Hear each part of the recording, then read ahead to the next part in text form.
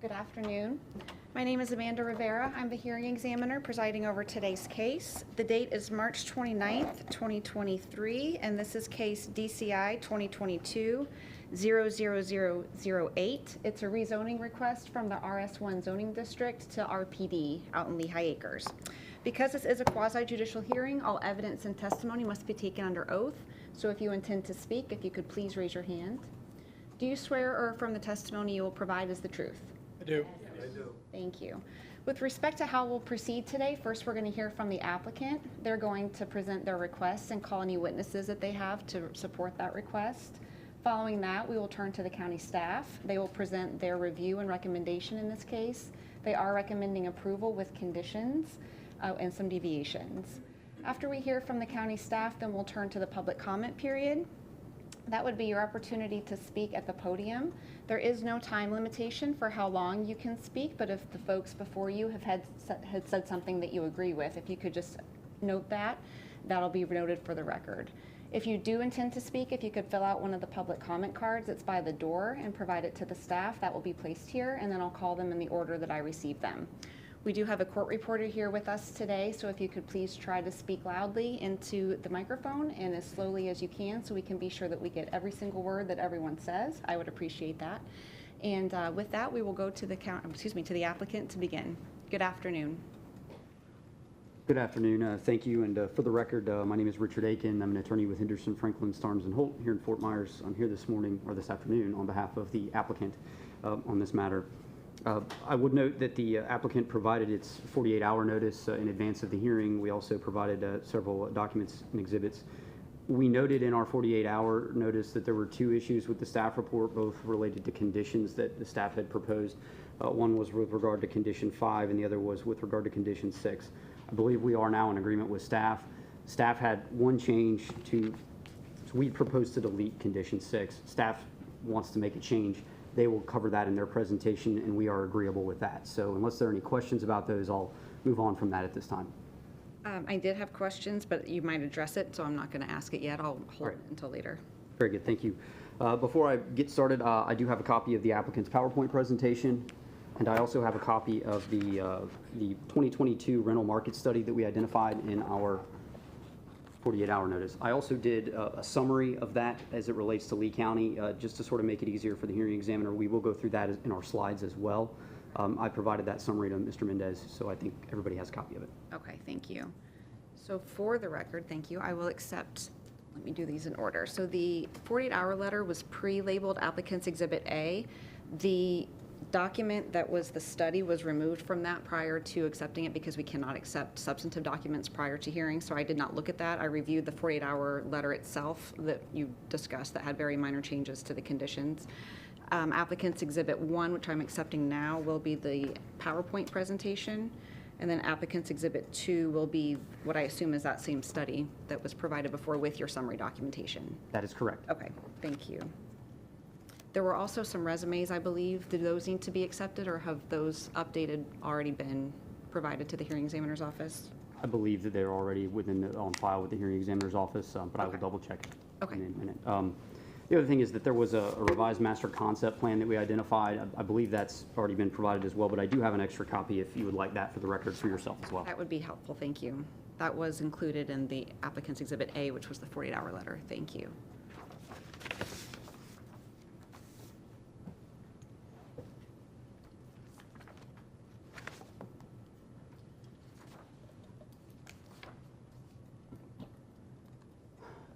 So good afternoon once again. I'm here today with our project team.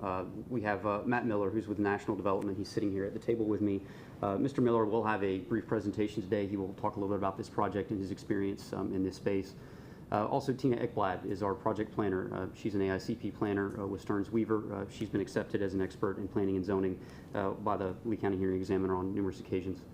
Carl Baracco is our professional engineer and the project engineer on this matter. He likewise has been accepted as a professional engineer here in Lee County multiple times. Ted Treesh is our transportation expert. Mr. Treesh will talk about the traffic impact statement that he prepared and a few other transportation related items here this morning. He's also been accepted as an expert. And finally, Andy Woodruff is our project ecologist, and he'll be talking on some of the matters that he reviewed as part of the application. So as you can see from the overhead slide here, this project, it's actually 9 acres is what is subject to of the application. The entire parcel that's in place right now is part of the St. Raphael's Church. It's in Lehigh Acres, and it is within the Lehigh Acres planning community. The current church abuts Lee Boulevard just to the south here. This parcel in the back, this 9 acres, is what we're here for on this rezoning request for residential plan development.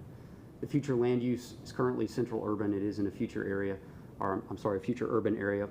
As you can see, we've listed the existing development approvals down here, which are for the church buildings and the other related buildings, as well as the parking lots. With that, I'm going to turn it over to Ms. Ekblad, who's going to go through our request in more detail.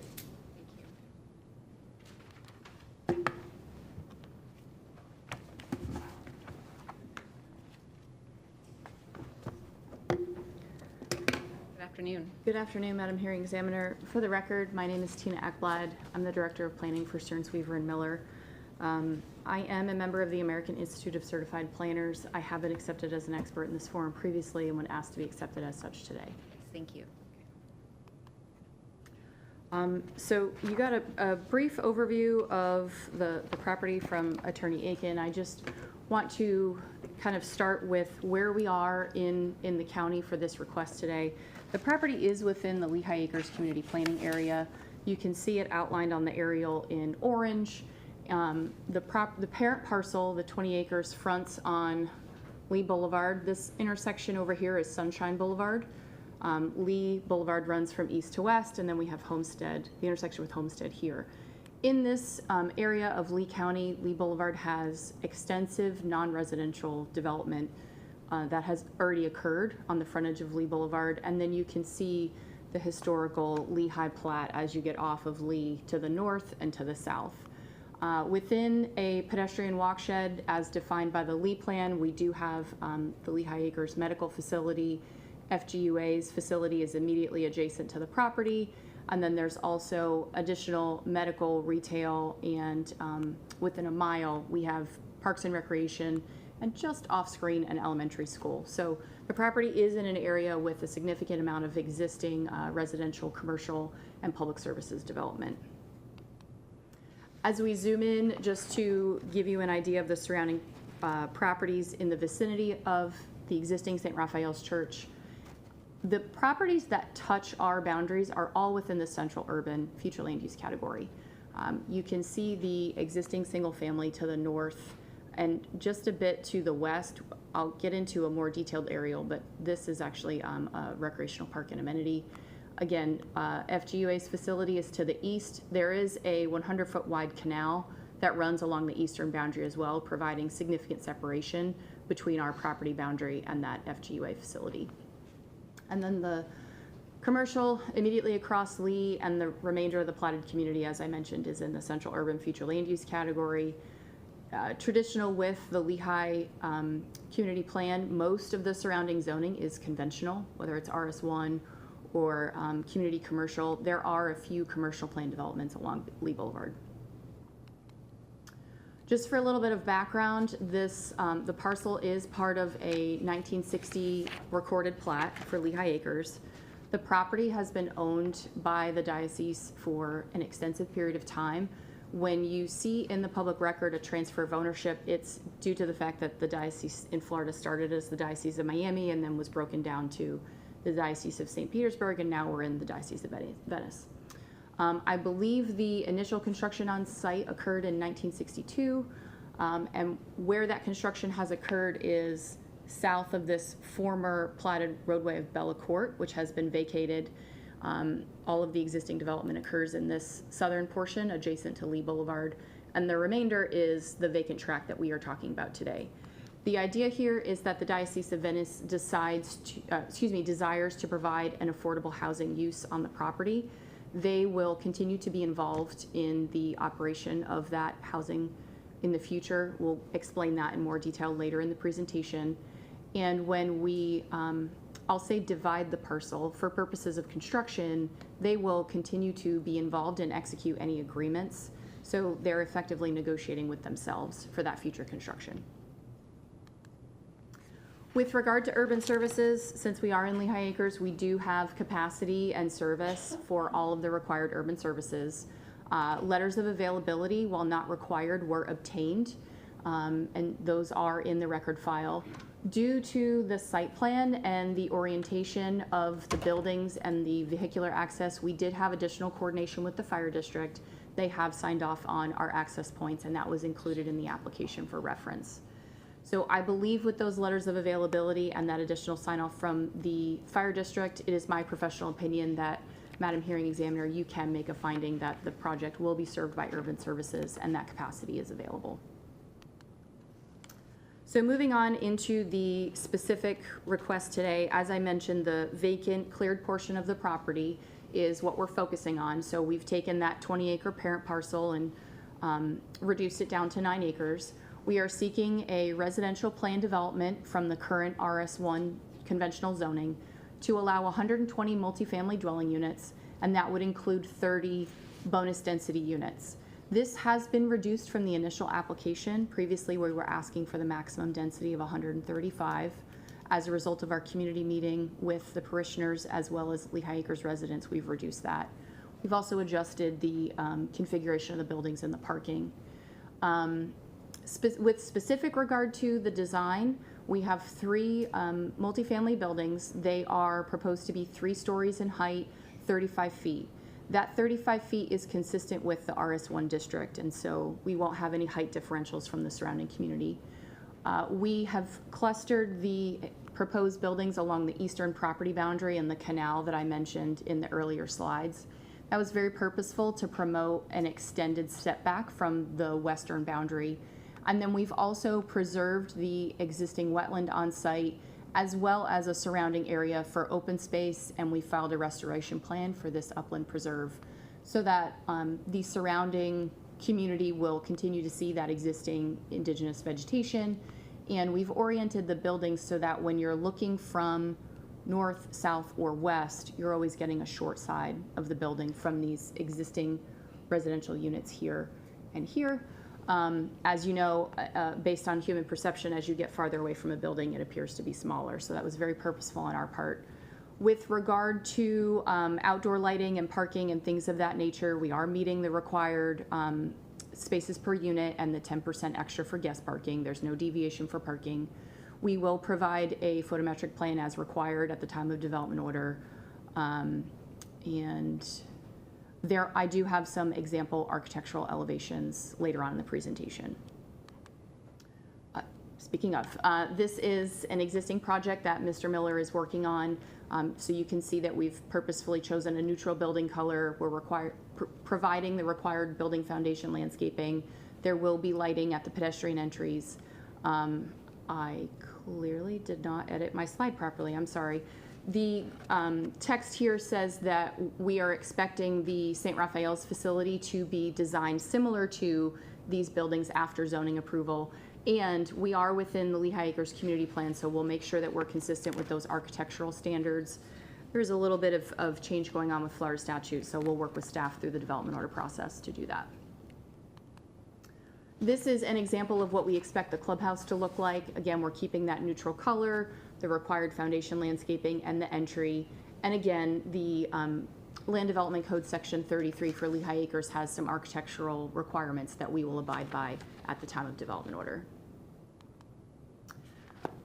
Getting a little more into the project access, and Mr. Baracco is here as the project engineer. He'll provide you with some additional detail here. The Land Development Code requires that a project over 5 acres provide more than one means of ingress or egress. So what we are proposing is a full access for residents in entry and exit at the intersection with Bella Court and 5th Street. That would utilize the existing church entry point. And as I mentioned, Mr. Baracco is going to get into a little bit more about the configuration here. So we are expecting a majority of our residents to utilize Bella Court to come into this existing access to enter the multifamily facility. For reference, between 5th Street and Lee Boulevard, Bella Court is only about 200 feet in distance. And this is treated as a minor collector due to that historical plat. And the commercial that you saw fronting Lee Boulevard, a lot of the traffic utilizes a lot of the local traffic utilizes Fifth to access those commercial uses. So we have a mix of residential and commercial traffic in this area. Elva Place, on the other hand, is significantly more residential and part of the existing single-family community. And so this access to the north is proposed to be for residents to exit only, but it will be full access for emergency services. That, as I mentioned, we have worked with the Lehigh Acres Fire Department. They have signed off on this. We had several meetings with the fire chief, and they have approved this design. The idea here is with resident exit, we are not expecting heavy volume to occur out of this northern exit point, simply because of the route that future residents would have to take would be so much farther to get to Lee Boulevard. Human nature, we're just not expecting that to happen. And so what that will do is keep the vehicular trips low through the existing neighborhood, ensuring that we're meeting the affordable housing requirements in Chapter 2 of the Land Development Code. I can answer any of the land use questions you have about the access. If it's specific to engineering, Mr. Bracco is our next presenter and he can go through that now. I guess in terms of the road network, I did a site visit yesterday, and I believe there was a food drive or something going on at the church. So there was high traffic volume when I was there, which was wonderful to see because there's a fair amount of stacking that happens on Bella Court. As you said, it's a very narrow depth at that location. So there was significant stacking happening on 5th. I did not, however, go west on 5th to find out if there's another connection point to Lee farther upstream. My question is, if folks are expected to be going out of Elva Place on the egress, would they just be looping back into 5th, or is there another release point somewhere farther upstream for them to get out? I'm going to give you a general overview, and I know Mr. Trish is going to get into the real gritty details, but if I go back to the aerial here, this is 5th, and we have multiple connection points to Lee Boulevard, internal here. Now, the difference is, and Mr. Trish is going to give you more information, only certain points, access points have a traffic light. And so that's where the stacking occurs because people are wanting to go further east rather than west. But in terms of having a west reliever, yes, we have multiple access points off of 5th to Lee Boulevard. And a question not related to traffic, the 9 acres versus the 20 acres. Is the intention to only rezone the 9 acres to the RPD and retain RS1 for the church portion to the south? Correct. Okay, is there going to be an accompanying lot split to effectuate that and divide the straps in any fashion, or they're just going to have bifurcated zoning on the single parcel? I don't know the answer to that, but I will try to find out. Okay. And because you mentioned it, and it might get into it later, but you mentioned the reservation of easement authority and such for the diocese. It wasn't clear if they're planning to own and maintain or if there's going to be some subsequent action. I think Mr. Miller's presentation will answer that, but I will certainly mark it down if we need additional detail. Okay, thank you. Did staff have any questions? Not at this time, thank you. Okay, then I would ask Mr. Baracco to come and provide you an overview of the project engineering. Then Mr. Trish will provide information on transportation, and Mr. Woodruff will handle environmental, and I will come back up to address Lee Plan consistency. Thank you. Thank you. Okay, that's forward. Correct. Which one's? Red. Yeah. Good afternoon. Good afternoon, Madam Hearing Examiner. For the record, I'm Carl Baracco. I'm a professional engineer with Baracco & Associates, and I have been accepted in this venue as an expert in civil engineering in the past. Yes, thank you. Thank you. I'm going to review 2 items this afternoon. One is access, and the other is stormwater management. So as you've heard, Bella Court will be the primary access for the residential. The multifamily parking lot for the residential will share access with the church parking lot. And I think it's important to note, and that would be right here, it's important to note that the church parking lot has also a secondary access to the south. That is at a median opening at First Street West. So they have 2 access points already for the church. It's also important to note, and I think you've seen this, that the church would have limited and very specific peak hours. And typically they would not have peak hours occurring at the same time from the residential and the commercial and the church. So the plan, and you see only one of several different options, is to combine the residential and the church access here at the existing connection to Bella and bring them to Lee Boulevard. So this access essentially combines two parking lots into one access point. And finally, as I mentioned, there are several different geometric solutions to this that would be acceptable. We've only chosen to show one, which is, this is our option 4, and the final design would be determined during detailed design during the development order process. Next, we'll go over stormwater management, which is very straightforward for this project. The system that you're whoops. May need some help here, Tina. There we go.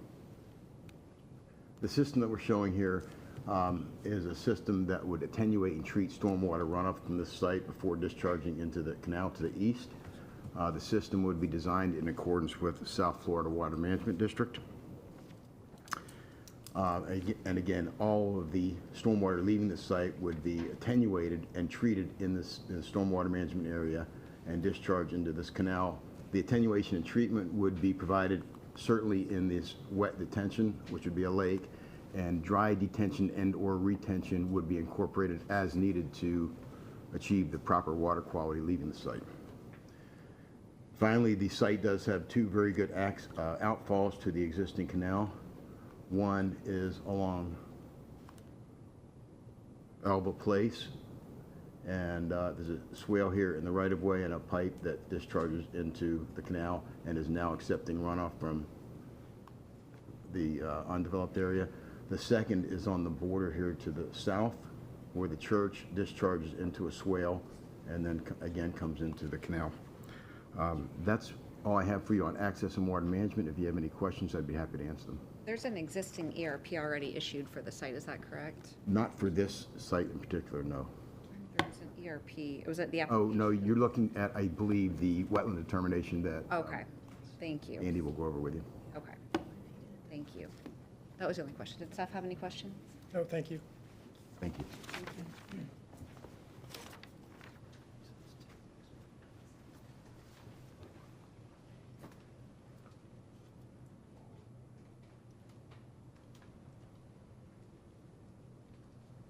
Good afternoon. Good afternoon, Ted Shreesh with TR Transportation Consultants. As Tina indicated, in regards to the access to this property that we looked at in our transportation analysis, we looked at Lee Boulevard in terms of the impacts to level service, in terms of the direct access to Bella Court. That'll be the primary access to this property. Most of the residents will access Lee Boulevard to access to the employment and the commercial properties.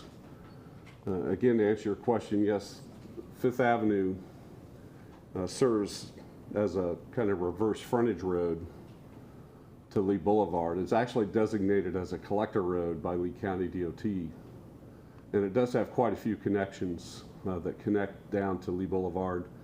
Some have directionalized access, meaning have a left turn in from Lee Boulevard but no left out.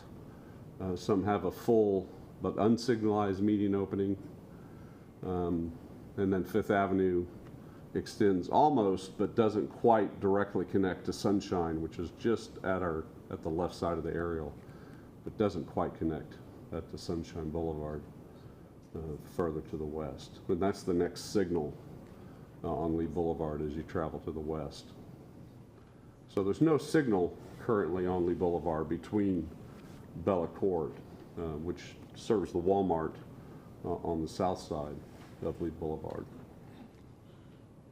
So our traffic study for this project, which actually submitted to the county based on 135 units, and the request, as Tina indicated, has been reduced now for 120 units. So that reduces the PM peak hour trips, which is the highest trip generator for the project, by about 20%.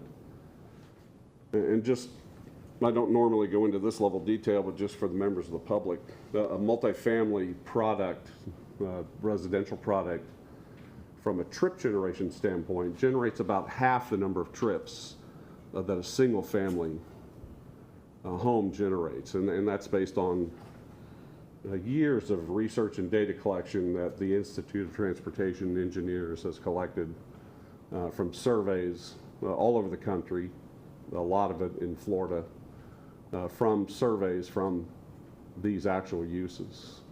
And that's just from, and it's common sense.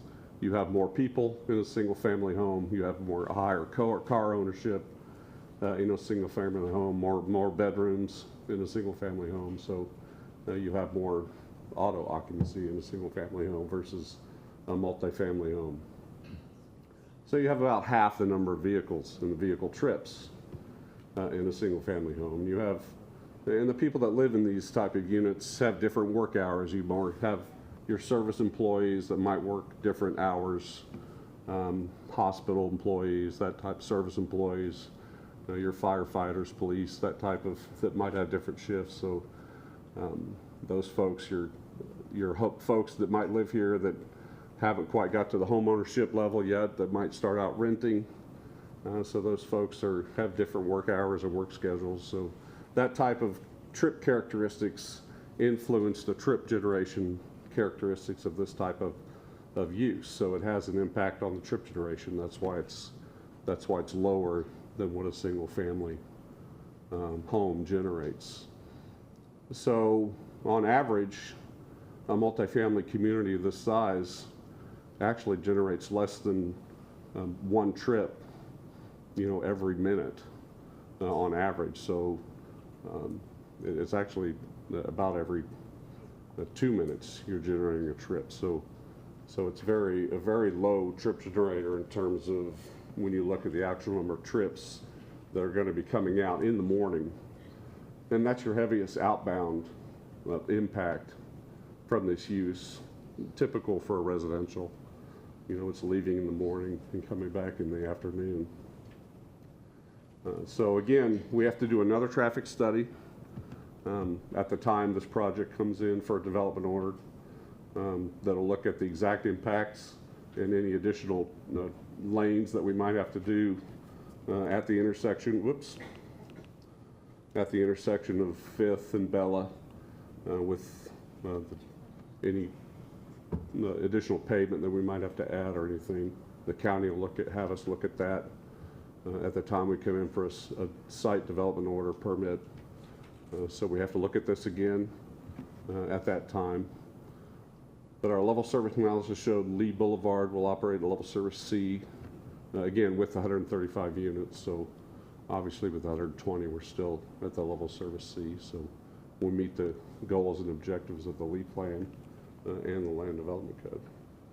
So that concludes my remarks. I'd be more than happy to answer any questions. Is there significance to the designation as a mid-rise and the 3 habitable floor or 3 habitable story connection? Because the county's transportation memo that reviewed the TIS recommended no less than 3 habitable stories as a traffic condition, and I wasn't clear on the connection.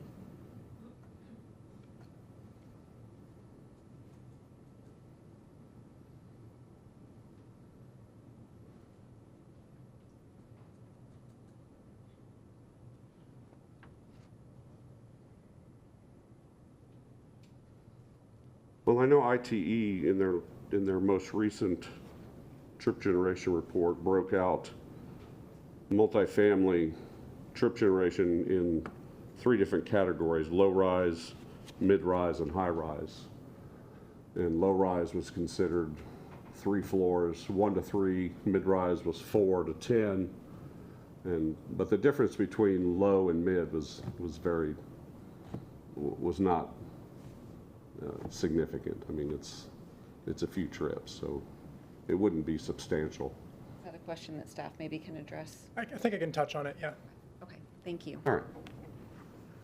Did Thank staff have any questions? Thank you. Thank you.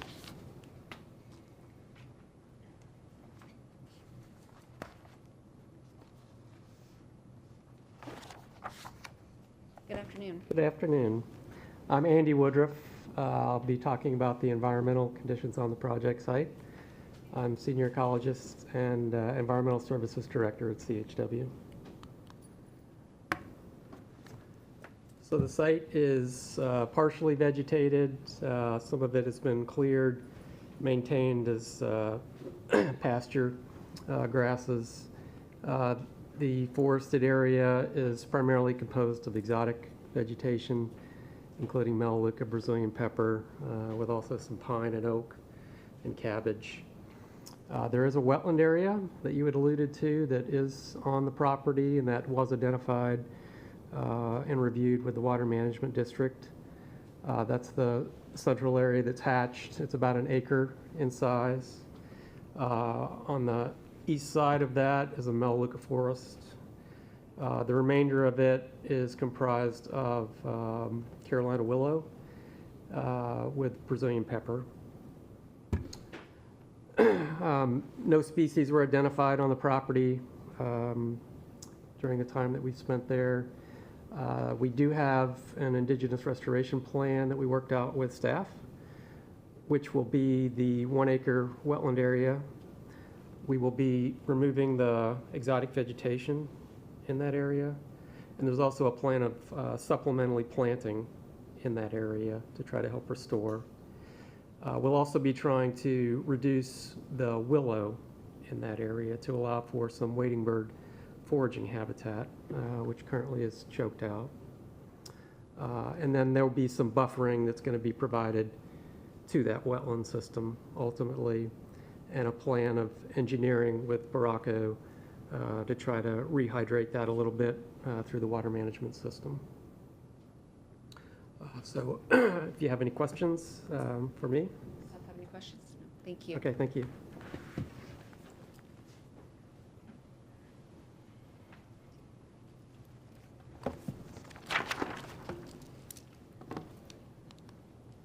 For the record, again, Tina Ekblad, just going to try to tie together all the lead plan consistency elements and the land development code findings that are necessary for this project.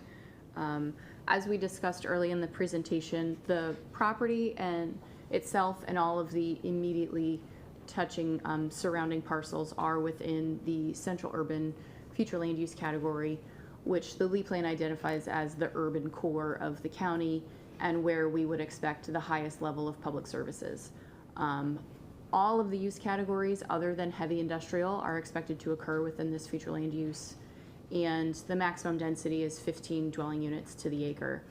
As I mentioned, we did reduce our overall ask in units, so we are not at that top 15 maximum threshold for density. We're at 13.3 units per acre.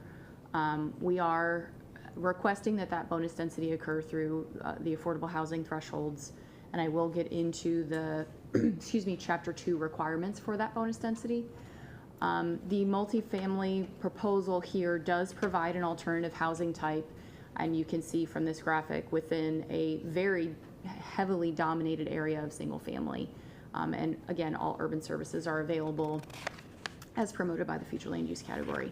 As you get further away from the property, there is urban community, which is a more intense category within the LEED plan for reference. So generally, goal 2 and goal 4 kind of work together within the LEED plan. 2 is about growth management and where we would expect development to occur generally, and then goal 4 is all about the utilities and irrigation and environmental standards. So we are consistent overall with goal 2 and 4. Policy 2.1.1 suggests that residential development is expected to occur within future urban areas. As I mentioned, central urban is a future urban area within the future land use map, and that new growth should be directed to areas where adequate public facilities exist and where there's compact and contiguous development. This parcel and the proposal for multifamily does meet the definition of infill within the LEED plan. So this would promote a more efficient use of the public facilities that are available in the area, as well as providing appropriate infill of a new housing type consistent with the objective. And then with regard to utilities, standard 4.1.1 and 4.1.2 suggests that any residential development over 2.5 dwelling units per gross acre connect to central water and sewer. Again, we have that letter from FGUA stating that there is capacity and connection will be provided. And as you heard Mr. Woodruff testify, the environmentally sensitive areas on site are being restored to promote consistency with standard 4.1.4. Generally, Goal 5 within the LEAP plan is about the protection of existing residential and also promoting new residential development that's compatible with the existing neighborhood. It is my professional opinion that the specific location that is before you today, as well as the proposed site design, is consistent with the intent of this goal. The plan development and its associated master concept plan does demonstrate a site that, again, clusters the 3-story buildings at a height that's consistent with the surrounding development away from the north and western property boundaries. We are proposing restoration of the existing indigenous and surrounding open space to provide appropriate buffering. I also want to note the master concept plan has 30-foot wide buffers on the north and west property boundary, which is in excess of what's required to again provide that visual screening. And the buildings themselves, as a result of the orientation, have an increased separation between the west property boundary and the existing community. With regard to locating high-density residential near locations with employment and shopping centers consistent with policy 5.1.3, I did mention earlier that the quarter-mile pedestrian walk shed has medical facilities, within it, as well as some retail. And then within a mile, we have educational and recreational opportunities, so that is also considered walkable. If there are other amenities or features that residents need that they cannot access, they do have immediate walkable access to the existing transit route of 110. So this is a good site for promoting, number one, affordable housing, but also multifamily. Goal 5 continues with general requirements regarding open space and buffering. It is my professional opinion that the restoration on site and the enhanced landscape buffers meet the intent of this policy, and also that community facilities should be related to the dwelling units. The site plan does promote appropriate proximity for the central amenity. As I mentioned, there's walkable public recreation within the area. I do want to note, because it is a comment that we heard in the community meetings, we will be proposing a 6-foot fence along the west and north boundary, I believe also between the church. And so that will ensure that residents use the amenities proposed with this site plan and or Lee County recreation amenities and not the existing amenities within the community. And with regard to policy 5.1.8, again, we do have appropriate public services, and this would be an affordable housing project, so we do believe we're consistent with that policy as well. The LEAP plan does have an entire goal, 135, related to appropriate housing. This project is consistent with that for many of the reasons I've already mentioned regarding infill. The mixing of income levels and a housing type within an established neighborhood is a policy of the LEAP plan, and specifically the housing element. And again, that walkable vicinity to mass transit, education, recreation. And so we are consistent with these policies, and it is my professional opinion that the project will promote a better mix of income and unit types in an already established area. As I alluded to early in the presentation, Lehigh Acres does have its own community plan. Specifically, that plan seeks to promote a vibrant residential and commercial community. The plan does place heavy emphasis on getting away from traditional platted single family and also strip commercial. Obviously, this project will not address the commercial component, but it does provide an alternative housing type consistent with the goal of the community plan. Some other features that the site plan promotes is we are not promoting direct access to Lee Boulevard. There will not be a direct connection between our site and the church parking lot other than the improvements that Mr. Baracco spoke about. We are not expecting traffic to interface between these two uses, and that would be consistent with policy 25.8.1. And then again, the central water and sewer connection is consistent with Objective 25.9 and Policy 25.9.2. So I believe, Madam Hearing Examiner, based on that testimony and the testimony of the other experts in this case, you can make a finding that the project is consistent with the Lee plan. I mentioned that I would specifically go through the bonus criteria. I am going to take these one at a time, but be brief. So LDC Section 2146B establishes the criteria that must be met for bonus density to be awarded via a plan development. That is the public hearing process that we are in now. The first criteria is that traffic is not required to travel through areas with significantly lower density. We are meeting that criteria with the proposed access that is provided. The Land Development Code does not allow us to close the northern access to residents. That we would no longer be meeting the intent of that provision. We did discuss that with Development Services and the Fire Department, and that was not something that would be supported. So we believe that our proposal does reduce the vehicular traffic to a point that the trips would be consistent with what we're seeing in the single-family neighborhood. And again, it's not a requirement. They do have full access from Bellacourt. The second requirement is that public facilities are not overwhelmed by the density increase. Our letters of availability demonstrate that there's adequate capacity and service within the area. The third criteria is that storm shelters be provided. We are not within a coastal high hazard area in this location of the county, so that is not an applicable criteria. Fourth, that resulting development is compatible. I believe that with the conditions and the property development regulations that are proposed, the restrictions on height, and the master concept plan that we have, along with the enhanced buffering, we have provided a project that is consistent and compatible with the existing single-family uses. We, as I've mentioned, are not exceeding the maximum total density. We have reduced that as a result of our community meetings. And another criteria is that development design does not substantially increase density at the perimeter unless adjacent to or existing or approved development. Thank you. And again, that is why we've clustered those 3 buildings to the eastern property boundary. Everything is within the central urban future land use, and so the density is the same, but we've really tried to be cognizant of the existing single family and the existing density of the development, and we've pushed it up against that FGUA facility, which is not proposed for residential or commercial development in the future, and we believe that we would are consistent with this criteria. We are not decreasing open space or buffering. In fact, it would be my testimony that we are enhancing it, and we are not causing adverse impacts to the surrounding land use. You heard the testimony from Mr. Trish and Mr. Baracco that we will meet the criteria of the Land Development Code.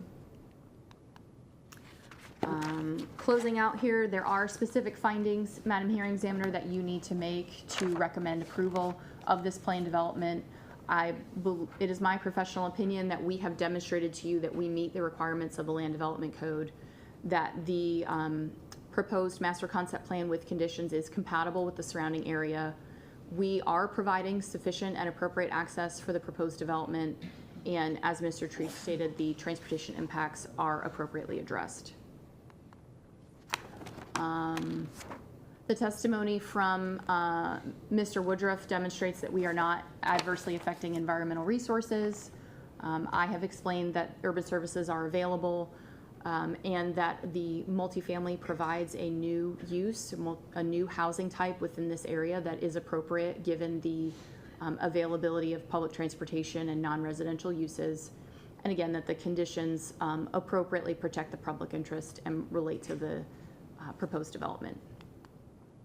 And so with that, I would like to turn it over to Mr. Miller with National Development to explain the necessity and the need for the affordable housing component. Forward, and then the laser is there. Good afternoon. For the record, my name is Matt Miller. I work with National Development of America. We are the affordable housing developer that's been hired by the Diocese of Venice to help further their mission of providing housing to Southwest Florida. We have been in the housing business for almost 50 years, and we've been located here in Fort Myers since 1984. Just wanted to kind of touch on some project-specific considerations. First of all, I think we're all aware we have an affordable housing crisis here in the area. I'll start at the bottom of the slide to address your question, Madam Hearing Examiner, on the ownership and management. The diocese will own and maintain this, the St. Raphael housing development. Currently, they own and operate 17 multifamily housing developments that total over 809 units. The 18th will be St. Peter Claver that we just started off Michigan Avenue. It's a 136-unit tax credit deal. And how that works, to your ownership questions, is there will be a split of ownership. The Diocese of Venice will maintain ownership and operate the church, and then there will be a single purpose entity for the St. Raphael apartments. They will be a part of that ownership entity and will maintain managerial control. So it is in their best interest to make sure that the management is done effectively and efficiently, and the tenant selection process is also thorough. The way they achieve that is through the hiring of a third-party property management company that specializes in affordable housing. For instance, on the St. Peter Claver project, they have engaged NDC Asset Management. They oversee 10,000 units across the country. About 75% of those units are affordable housing units. They are vetted through the entire credit underwriting process for about 18 months, from Florida Housing to our debt and equity lenders. They are not going to approve our financing unless they know there's a property management company and an owner that will maintain and understands this process. There's a lot of compliance and paperwork that goes into affordable housing, and it's very difficult to enter into. The diocese has really identified the issues here with affordable housing, and we're facing a lot of challenges in the affordable housing sector at the moment. We've got rising construction costs, rising interest rates. The newest issue is insurance. But the one thing the diocese does control is their cost for their land. And so what they do is they've gone through, the bishop and his staff have gone through their entire land inventory and identified parcels of land that fit parameters for affordable housing. St. Raphael is one of them, and that's why we're here today. What they do is they put the land into the deal at a fair price to make the numbers work. We are currently looking to submit applications for different projects in the area because there are hurricane-impacted RFAs for Florida housing. We cannot make the numbers work with the land that's available. It's 30, 40, 50,000 a unit right now. The diocese puts it in at a fair price to make the deal work. So they are just working on a solution to this, pressing issue. This slide here is pretty simple, but it really encapsulates the crux of the problem and then also a solution to that problem.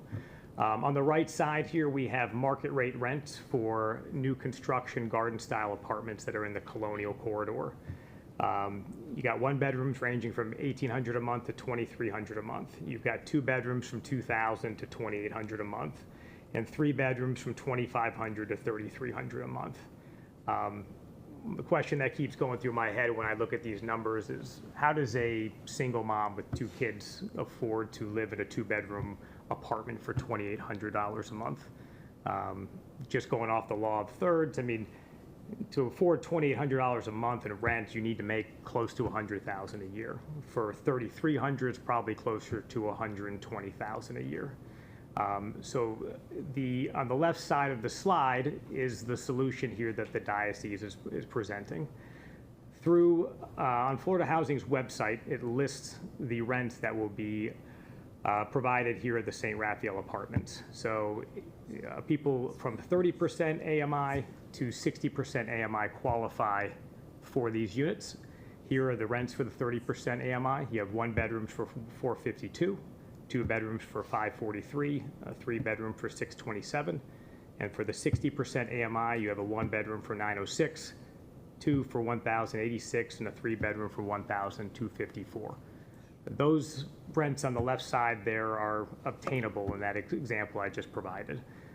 The ones on the right, that's the challenges that the residents of Lee County are facing right now. Just wanted to note, these are the 2022 rents. They are subject to change in 2023, but they are capped by HUD, so they're not going to go up a substantial amount. You may have mentioned this, and I apologize if you did. Are the are those rents, is it going to be available to the open market, or is there preference given to the parishioners? Is there some unification? No, there's development? no, we have to enter into a land use agreement with Florida Housing, and there's nothing set aside for the parishioners. This will be open to the public. They will have to go through extensive background checks and income certification and qualifications to meet these, to rent these units. Here is just a little bit more showing the need of affordable housing. These were some stats provided through the rental study that Richard mentioned at the beginning. These are some numbers from the Lee County Housing Authority, just showing the wait list that they're experiencing on their public housing units. You know, they have 725 households for 1 bedrooms, 533 for 2, 178 households for 3 bedrooms, and 41 for 4 bedrooms. The one that's telling to me is the Cypress Village. That's the new tax credit deal up off Winkler in the Colonial Corridor. That's 95 units, and they have 370 folks on the waiting list. I do want to note that that study was done before Hurricane Ian, so I imagine those numbers are a little higher at the moment. These are just some more stats about the rent burden, you know, just showing, you know, folks paying more than 40% of household income. We just wanted to make sure these stats were entered in today.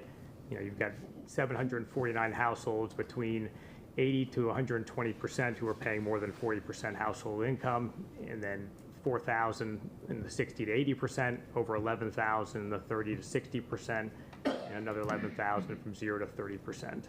So it's just some more statistics kind of, you know, quantifying the issues that we're facing today.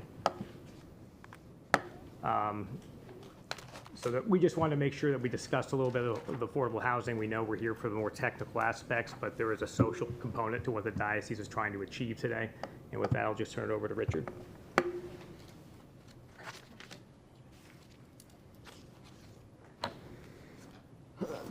Madam Hearing Examiner, that concludes our presentation with regard to our experts.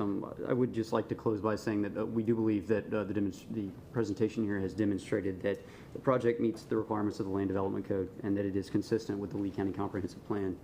As you just heard from Mr. Miller, there's a demonstrated need for affordable housing, not just in Lee County, but throughout Southwest Florida.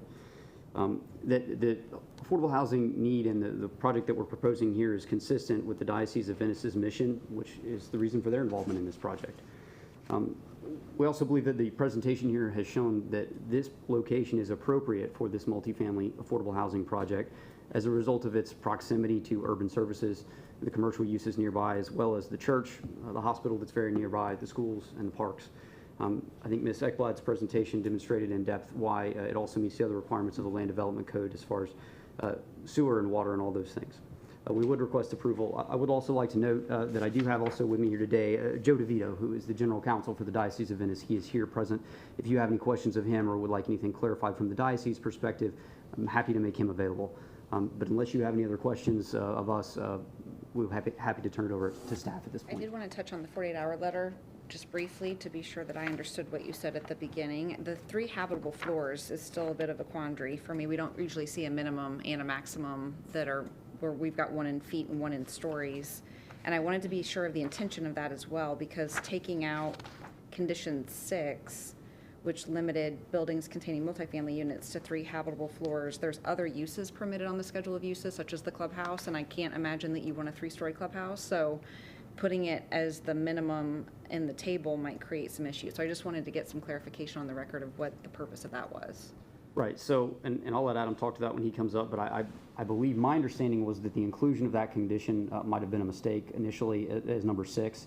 And I think as the new number 6, what Adam has proposed and what we have is to put it in the property development regulations, so the minimum building setbacks table, and basically to exclude the clubhouse and accessory buildings from the minimum 3 stories to clarify that exact issue that you've just raised. He's got a slide in his PowerPoint to address that, but my understanding is that was a sort of a typo. Okay, thank you. One last thing I wanted to point out, because I know it's come up, just to mention, is that these streets here that are previously platted as part of Lehigh Acres, these are all Lee County maintained roadways. Elva, 5th, all of them are all Lee County maintained roadways, and obviously we're not proposing to change any of that. So with that, I'll turn it over to Adam unless you... Just to clarify for the record, it is listed as a condition, but I don't think it was stated anywhere outside of the staff report. Currently on the site, you could develop, I think it says 90 standard units. So without a zoning here today, the property would be designed to support 90 single-family units. Is that the intention? Well, I believe the current zoning is RS1. Yeah, it's RS1, so from a theoretical maximum, the LEAP plan would allow you to have 90 units. Whether or not you could reduce the lot size to fit them all is a different conversation. Logistical matter, of course. Yeah. But I just wanted to clarify that because of the density condition that we've got. Thank you. Okay, with that, we can turn to staff if you're ready, Adam. Yeah, thanks.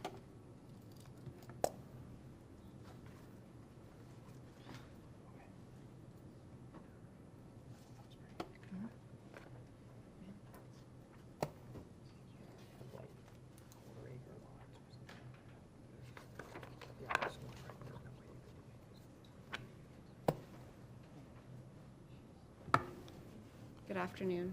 Good afternoon, Madam Hearing Examiner, Madam Court Reporter, Adam Mendez, Senior Planner with the Zoning Section. I do have copies of staff's PowerPoint presentation I'd like to submit into the record. Thank you. Yes, that will be staff's Exhibit 2 because Exhibit 1 is the staff report.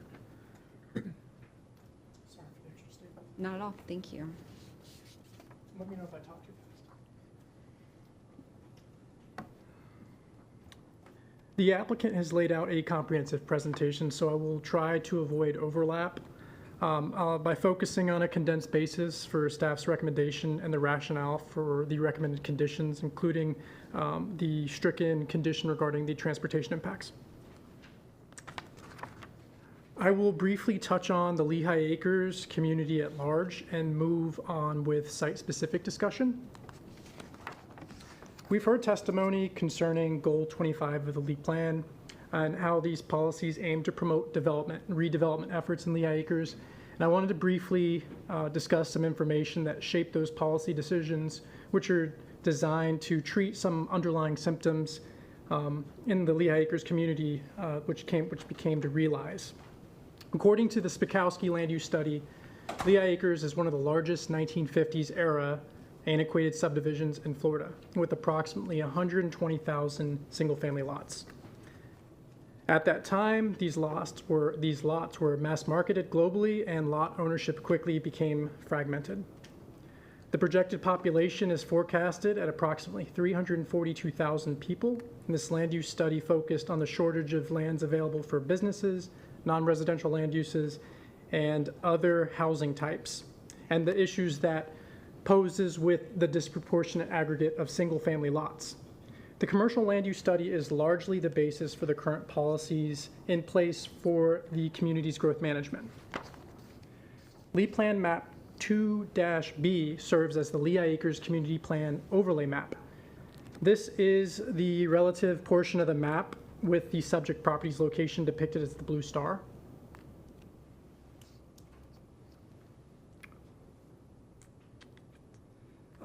This central area in the community is the core of Lehigh Acres. I believe that notion to be true as depicted here in the map. It's located in Tier 1 Lehigh Acres. It has the widest range of available services, urban services. It's surrounded by several of the specialized mixed-use nodes, including the downtown designated area and the neighborhood mixed-use activity center further to the west. It's directly or almost directly abutting the commercial corridor, commercial overlay, and the lot assembly overlays in this particular area. Staff did receive concerns and objections via phone conversations with for residents, particularly on Alva Place. I had one resident in particular, her name is Patricia Crow. She resides at 2504 Alva Place, which is one of these two houses across from where the proposed access point is. And she was not able to make it, and she asked that I include her objections into the record in her absence. The concerns include the location of the resident egress on Alva Place in correlation to her property and the associated potential traffic. Insufficient travel lane width was also a concern, and the lack of sidewalks for this particular portion of Alva. In her opinion, she thought the multifamily use was inappropriate, would degrade her use enjoyment of her property. And in the event the request is considered for approval, she requests that fencing and signage be installed to deter tenants of this multifamily project from trespassing onto the adjacent private park. Similar concerns were expressed from other nearby residences. Collectively, they share their appreciation for their deed-restricted neighborhood and seek to maintain their peace. Staff is sensitive to that pursuit, and concerns pertaining to pedestrian ways, sidewalks, and insufficient roadways and other infrastructure improvements are required to be addressed at time of local development order approval. The applicant has not requested any deviations from the current county standards and will be obligated to make improvements to Alva Place and other roadways as necessary to facilitate development of the subject property. The gated entrance is designated emergency ingress, egress only, with only the residents being able to egress at this location. It's a secondary access point that's required by the county's land development code for developments of this size, and the location and use restrictions will not create adverse transportation impacts as evidenced by the staff's traffic impact statement. As conditioned and further regulated at time of local development order, the primary access point on Bella Court is the most optimal path for access to both Lee Boulevard and 5th Street West, which is, as Mr. Tree said, the reverse frontage road that serves the commercial parcels on Lee Boulevard. The project will be compatible with the surrounding area as evidenced by the testimony by Ms. Ekblad and the location, orientation of buildings, separation, and buffers, which include buffers with in excess of what the code would require under normal circumstances. Ms. Ekblad went through all the review criteria, so I will save you that. If you have any particular questions on those, we can certainly discuss those, but I will jump over to the applicant's 48-hour letter and the basis for the conditions. So condition number 3 pertains to open space.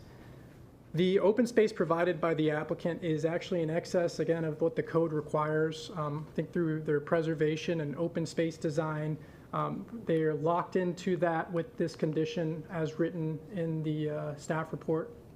The indigenous wetland preserve is spoken for in condition 4. It establishes a restoration plan that's very specific and continued maintenance to really maintain and weed out some of the exotic vegetation that is in that particular wetland at this point. I think it's a distressed wetland, as it was explained, and so restoration would certainly be valuable. Condition number 5, which pertained to density, it establishes the point at which bonus density is required to take place. 90 standard units would be permitted based on 9 acres at 10 units per acre, and then for the additional units, which I think they're looking for 13.3 units an acre, or would be equivalent to 120 units. 30 additional units would be permitted through the Lee County bonus density programs. The applicant's going to elect, it seems, to utilize the affordable housing mechanism. Condition 6, transportation impacts. Ted touched on it a bit. This is relative to the ITE's expected chip generation for multifamily buildings. As the multifamily buildings get higher, low-rise, mid-rise, high-rise, the characteristics of the transportation impacts and vehicular trips become lower and lower as you get higher and higher. So I believe when this was originally submitted back early in 2022, the ITE, the newest generation or newest manual wasn't out yet. And at that time, mid-rise was defined as, I believe, 3 stories and up before you get to the high-rise mechanism. So our infrastructure planning is simply trying to cap the trips and make sure that that the trips that are proposed to be utilized in conjunction with this development don't exceed what was what the applicant represented the trips as. The applicants represented them using the mid-rise formula. And so theoretically, 120 units as 2 stories, as hard as that might be with the current site, would technically, according to the IT, generate more traffic than if they were 3 stories at the same density. And while Mr. Trish is correct, it's minimal when we're talking of only 120 units. There is a difference there that according to the IT. So what the applicant has instead proposed is to create a maximum buildings or a minimum building stories. And you can see here that we've recommended that there's be an exclusion for the clubhouse and any accessory buildings that may occur naturally through progress of this development. So it meets the intent if that's going to be the cap here, and that's the basis. I would point out that that transportation study was based off of 135 units, so there may be, it may already be an overestimate as is. So that's kind of where we stand. If the applicant wants to change that requirement, we can certainly discuss the revised unit count in association with the IT land use code that was used to demonstrate trip generation. Do you have any questions on that? No, thank you.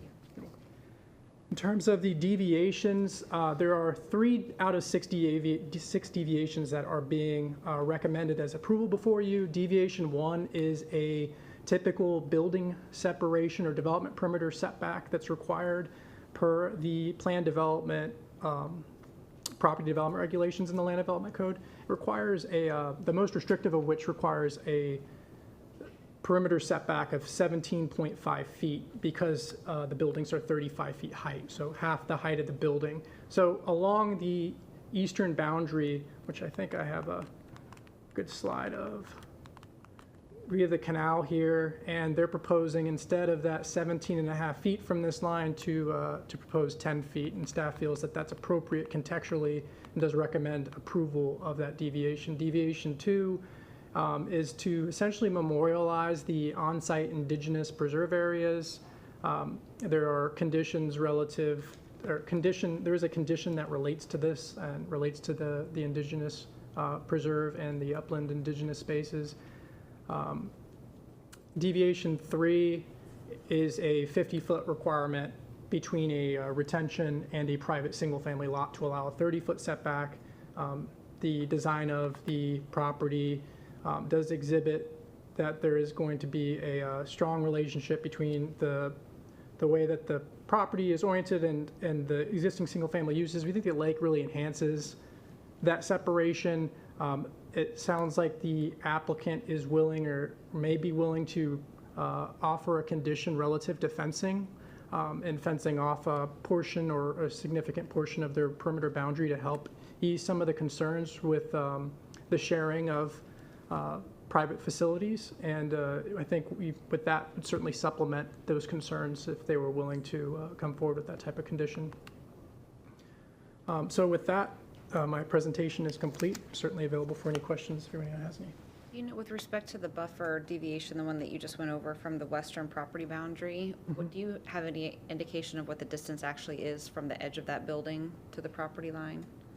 You've got the lake in acreage, but I don't know if we've got footage in terms of justifying it, because obviously the intention of the buffer is to provide some relief for the adjoining property owners. We were talking about the building perimeter setback. No, the western, which deviation was that? Deviation 3. Deviation 3 is the 50-foot retention setback.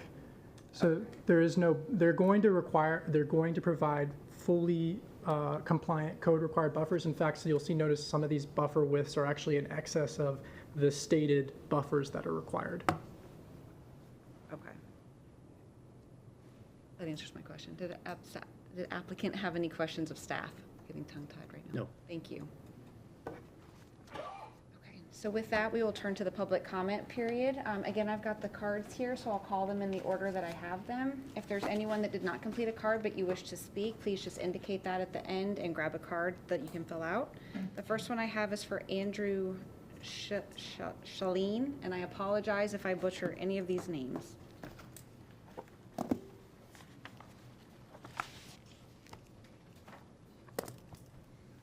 Good afternoon, sir. Good afternoon, Madam Housing Examiner. My name is Andrew David Slayline, and I'm opposed to the rezoning. And that's all I had to say. Thank you. Thank you. The next card I have is for Levinti Kovacs. Again, I apologize if I'm not saying these correctly.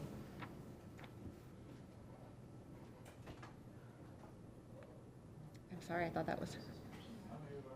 You don't want to say anything? Okay. Michelle Kovacs?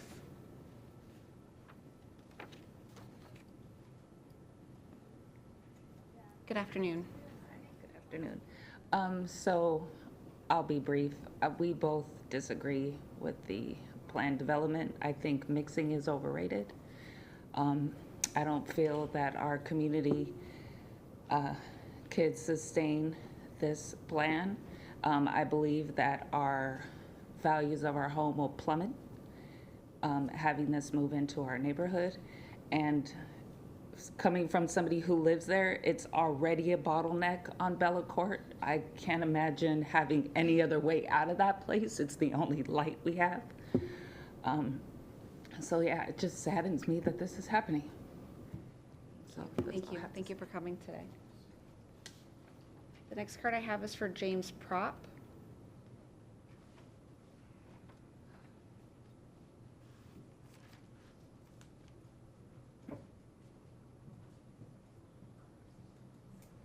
Good afternoon.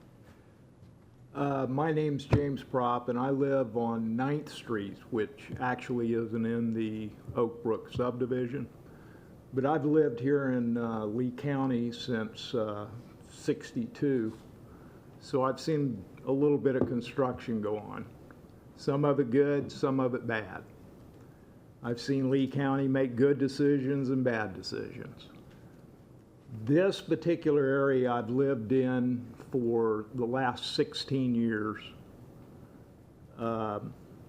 And I am a little confused as far as the amount of people that are going to be, we're talking 120 units, multifamily, along with the 3-story buildings, or is that part of the It would be 3-story? within the 3-story building. Within the 3-story, and then there's going to be single-family homes along with that? No, it would be instead of single-family homes. As it stands right now, if they weren't going through this process, the property is already permitted for up to 90 single-family homes, but because they're going through this process, they're trying to do 120 multifamily within the 3 buildings.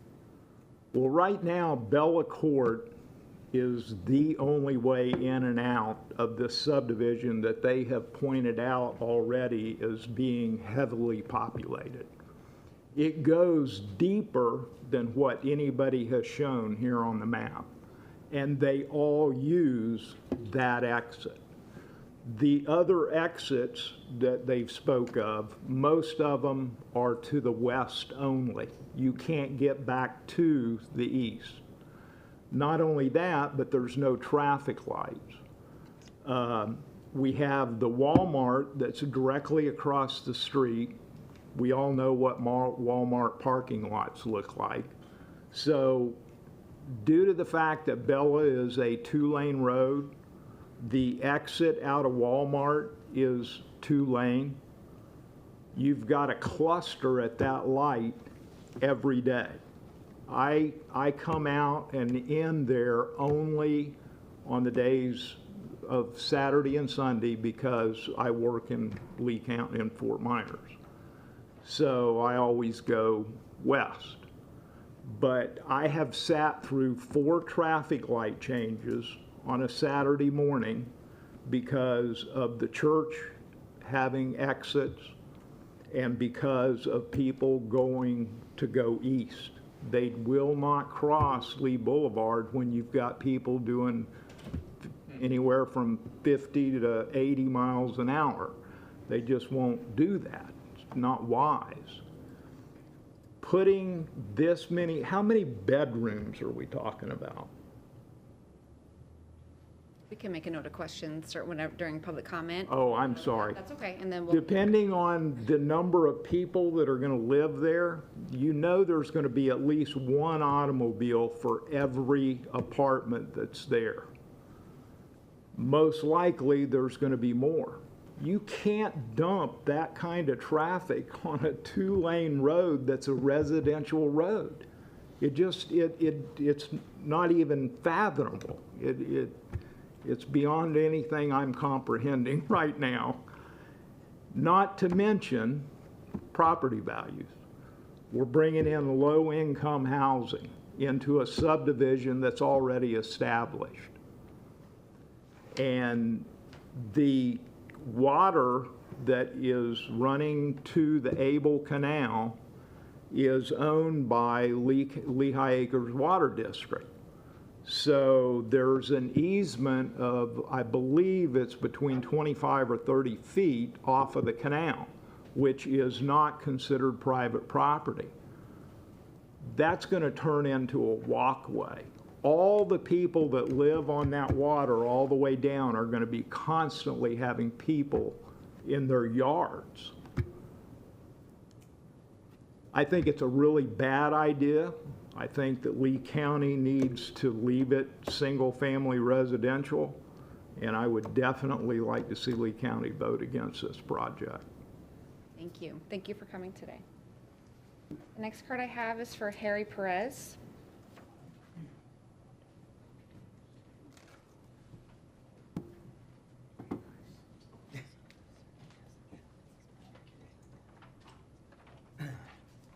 Good afternoon. Good afternoon. My name is Aristides Perez, also known as Harry. I've lived at 500 Elaine Avenue North for the past 20 years. And we have succumbed to people just taking the stop signs, ending up in our easement in front of our house or on the Fifth Avenue side. Ever since they did the opening of Fifth Street, which the gentleman there says it doesn't go to Sunshine, but it does. Maybe that wasn't the proposed idea, but it goes straight through to Sunshine. And this is used as a freeway there. They feel like they could drive at 60, 70 miles an hour. I'm unable to come out of my driveway at any given time in the mornings or in the afternoons because of this. All they need is just a simple accident on Lee Boulevard and everything is rerouted into Fifth because there is no other way of going to keep going east at any given time. And our drivers have trampled our property in order to avoid from hitting each other. Okay? This has happened continuously. Besides that, when they did open the roads, they did not make drainage to go to the canal on, I think it's Ann, that goes into Lee Boulevard. So that is a possible flood system. That was done with the proposed intention that they were going to build these homes. But at no time did they do the work right.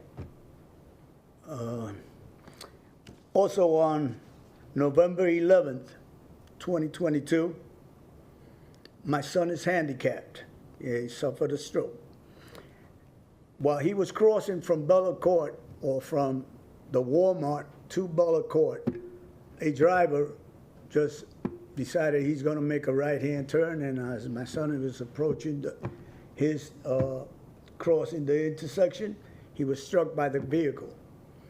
That his progress was delayed now, and we're still back into therapy for him. That's his only recourse of just having a little freedom. If you add these 90-plus units, which I am opposed to, because of the heavy influx of traffic and people not obeying the stop signs. Also, besides that, we don't have any sidewalks. So where are these kids that are going to be riding their bikes to take their school buses early in the morning, and these cars are driving at 50, 60 miles an hour down 5th Street to get to Bella Court, because that's the only way you could go east. Now you got to drive maybe a quarter of a mile and then take your life in your hand to make your left-hand turn on Lee. Because of the light, it's only on Bella and on Sunshine. And I do protest this zoning around the Oakwood community. Thank you very much, Examiner, Court Reporter. Thank you. Thank you. Thank you, sir, for coming today. The next card I have is for Iris Perez.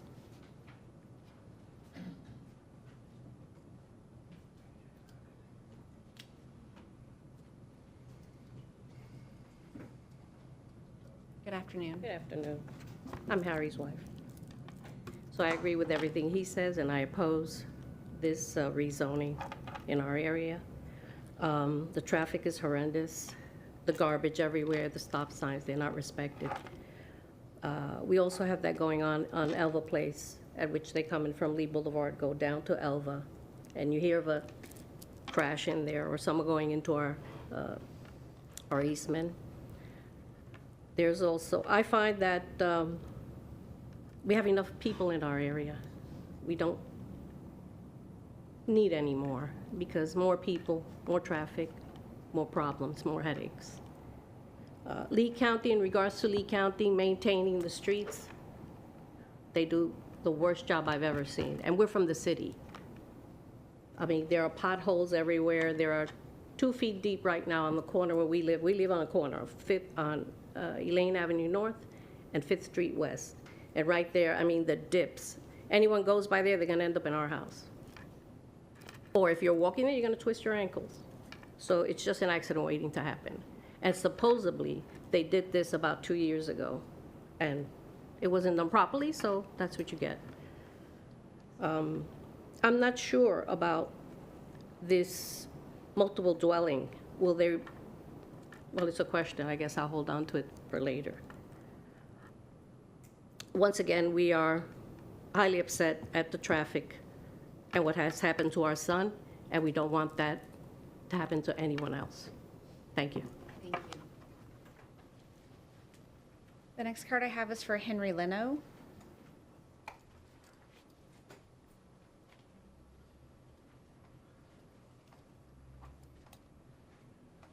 Good afternoon. Good afternoon, Madam Hearing Examiner. My name is Henry Leno, and I'm the president of the Oakwood Owners Association. I'm here representing the association as a whole to protest this rezoning. I would like to present a signed petition with 194 signatures of the residents of Oakwood, as well as from residents from the surrounding area to stop the proposed zoning. According to this map, we go from Lee all the way up to 8th Street West, but this proposed change is going to affect everybody all the way up to 16th Street West, all the way up Kearney, which comes down, turns into Dora where that little turn is, and dumps off on 5th. I do have a pointer, but it's not on. Anyhow, it dumps down onto 5th, and then they come down to 5th, and then go into Bella. Like it was said before, Bella is an extreme choke point at that point. And like was said before, it goes across the street directly into Walmart, which again is heavily congested. Some of the reasons that's on the petition, our quality of life will be diminished due to increased vehicle traffic on Elva, Kearney Avenue North, Dora, Bella Courts, and 5th Street West. The area at Bella Court is heavily congested between 6 a.m. and 9 a.m., and again at 3 p.m. and 6 p.m. And like you alluded to earlier, yesterday they have a Harry Chapin food bank, which causes traffic to block up on Lee from the rehab center all the way through the parking lot in the church, coming out, and they're all dumping out on Bella. I walk the perimeter of the association every morning. I take my life in my hands crossing 5th Street to go from the park that abuts Lee into our private recreation area. Okay, I'm sorry. The second thing is our property value will decrease. Due to the same amount of people, they want to plan on putting into an area 1/4 the size of Oakwood. Oakwood is 36 acres, with a proposed rezoning is only 9 acres. This will ruin the financial future of the majority of our occupants. There will be an increase in crime-related activities that come from heavily congested living accommodations.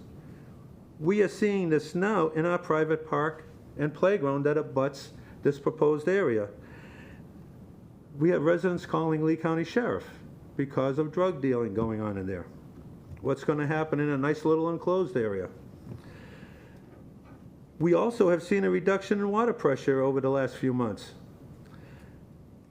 The proposed buildings, due to rezoning, will only exacerbate this. We have a retention pond in our private park that has cypress trees that will have to be protected by a fence, causing an additional financial hardship on the members of the association. In addition, there may be a flooding issue due to heavy rains which may overflow that retention pond. Our retention pond has cypress trees around it. We can't do anything about it because the trees are protected. Our HOA will also bear increased liability with the private recreation park abutting the proposed area when non-residents use it. We find non-residents using it on a daily basis. We will either have to fence it off or put another barrier to prevent its use of non-residents.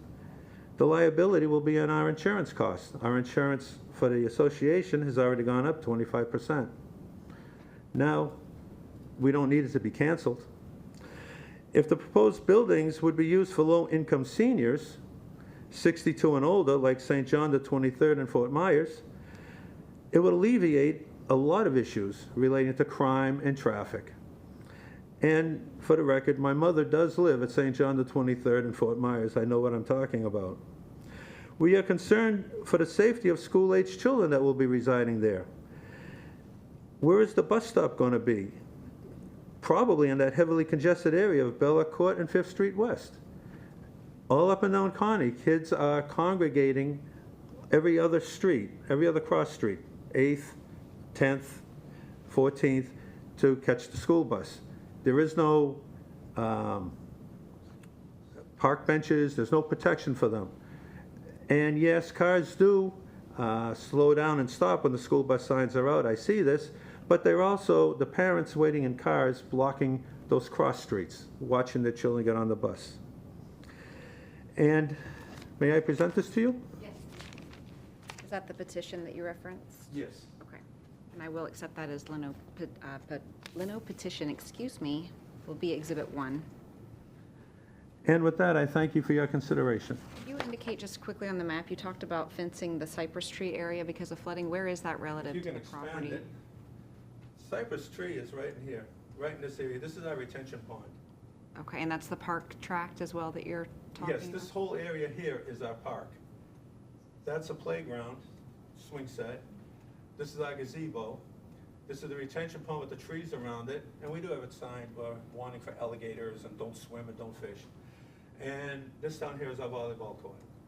Okay, thank you. Thank you very much, sir.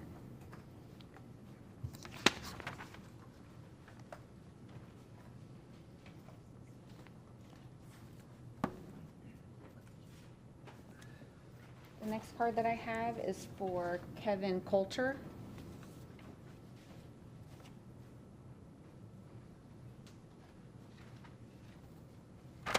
Good afternoon. Good afternoon. And I truly thank you for doing an on-site visit, because you can look at these maps and drawings all day long, but until you sit there and see the traffic, it's different. And just to identify myself, it's Kevin Coulter.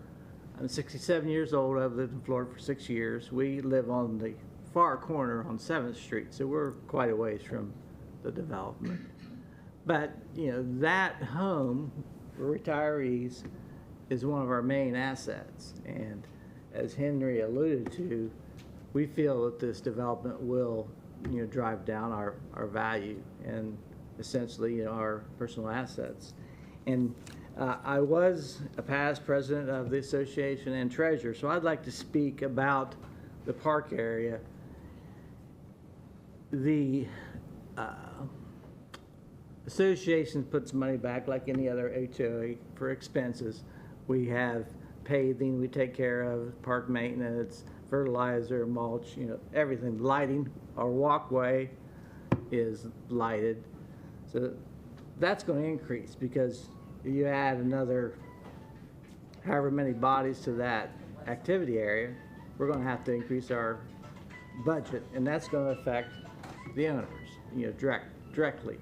And then the indirect result is kind of like a lot of people have spoken, our quality of life. It's not going to be the same. you have the proposed area, they have less area than Red Wolf Inn. You know, where are the kids going to go? Where are the people going to go to walk? They're going to come to Oakwood to walk because we have sidewalks. You know, we have walking paths. You know, they're going to come to us. And the only sidewalk in your project, where does it go? Goes to Bella and connects right to our park. So, you know, human nature, and the one gentleman talked about the walking path down the canal, that's going to happen too, because people will walk, you know, they see a visual cut through, they're going to cut through it. So our park is going to be subject to overuse. Now, I'm not a professional speaker, so I apologize, you know, if I don't talk loud enough, you just holler at me. My wife does. And I always try to bring some humor into this kind of thing because I've, you know, been before OSHA and attorneys and depositions. But my mother always had a neat saying. She says, "Kevin, you can't put 10 pounds of sugar in a 5-pound bag," and that's what's going on here. The deviations that you talked about, all those deviations, without those, this couldn't happen because there's not enough land there. You know, to me, a deviation should be for a positive thing, to put a project somewhere where maybe you have to create a wetland. All those deviations are negatives as far as our community because it allows 9 acres to be utilized for something it should not.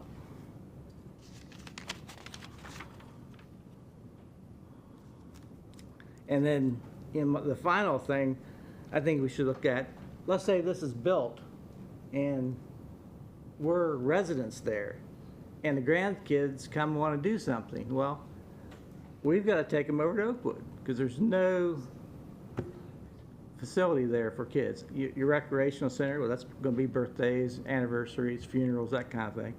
But if you've got kids or, you know, people want to get out and walk, they're going to come to Oakwood. And that's all I have. I signed the petition. I'm definitely against it. I know we need housing, but not here. Thank you. Thank you, sir. The next card I have is for Karen Coulter.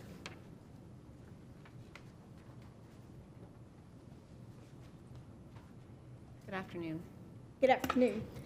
I'm going to address the accidents in the areas surrounding Lee, Bella, Elba Place, 5th. I actually contacted the Sheriff's Department. I got records from April of 2022 to January 23rd, or 2023. There have been, at Bella and Lee, 22 crash reports. That's not considering anything where there was an accident and no one was called. That is 23 where there was a response. Of those, 4 were hit and runs. That's ridiculous. This does not include, what the information I got does not include a motorcycle crash just 2 weeks ago where they were at high speed going down from First to Bella, crashed the motorcycle split in pieces, hit a car with a baby in the back end. No report was made. The guy jumped in a truck and they sped off. This is ridiculous.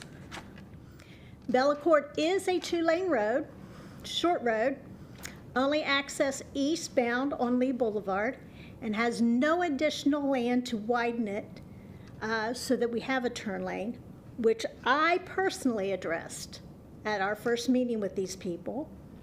And I was told there was room. There's no room to widen that road. Driving further down 5th would be a complete inconvenience for us. And as has been spoken about, there aren't any lights until you get to Sunshine to turn so you can go east. I personally have witnessed near misses from people leaving the church parking lot. I have been part of that where I've almost been hit, where they either don't see the stop sign or they're in such a hurry to get out of there that they pull out in front.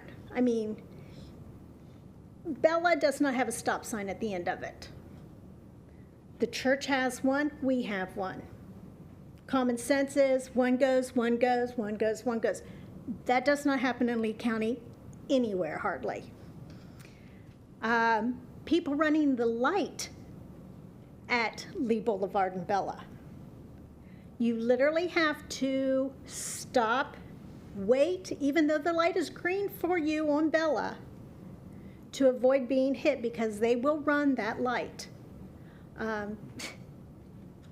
Kevin calls me, he says, well, I made it to work, but I was almost T-boned. That's a really scary call to get. And even coming out of Walmart, if you're leaving Walmart to come across into Bella, you have people who will turn right in front of you out of Oakwood. Again, you know, no common sense. They will try to beat you through. I have literally been waiting to make sure that I can get to turn east onto Lee Boulevard and had the car behind me on Bella literally go around me and turn onto Lee Boulevard in front of me. It is completely unsafe. The church, like you said, now houses Harry Chapin. Great thing. However, I almost watched a woman get T-boned leaving Harry Chapin because someone flew in on Bella. She didn't see them. She was turning, small kids in her car. Not a good idea. People just get impatient.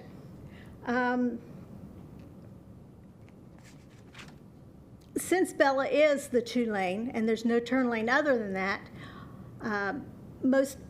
it does cause you to really take note. I've seen people walking across, like the one gentleman's son, the handicap, almost get hit because people run the light, they turn while they're walking. This is already seriously congested area, and to accommodate another 100+ cars, which if we're talking a 3-bedroom home, you could have 2 teenagers plus a mom and a dad. That's 4 cars. I know we had 2 teenage daughters. We all had our cars, and we were going at all different times. It's not just AM, PM. You run constantly. Sports, whatever it might be. You know, you're just asking for more accidents. As for the Lee and Alva, there were 4 reports from May of 2022 to February of 23. I don't know about you guys, but I am one driver, and I'm seeing this. How many others are seeing the same possible accidents or accidents in this small community? There are 26, that makes 26 accidents in a 0.2 mile stretch. That's entirely too many. You add all these other drivers, and they are coming out onto Bella.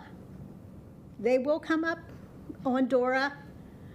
Dora has an awful S-curve in it that people are always, I literally stop so people don't hit me and let them come through the bend before I go through because they take it too wide.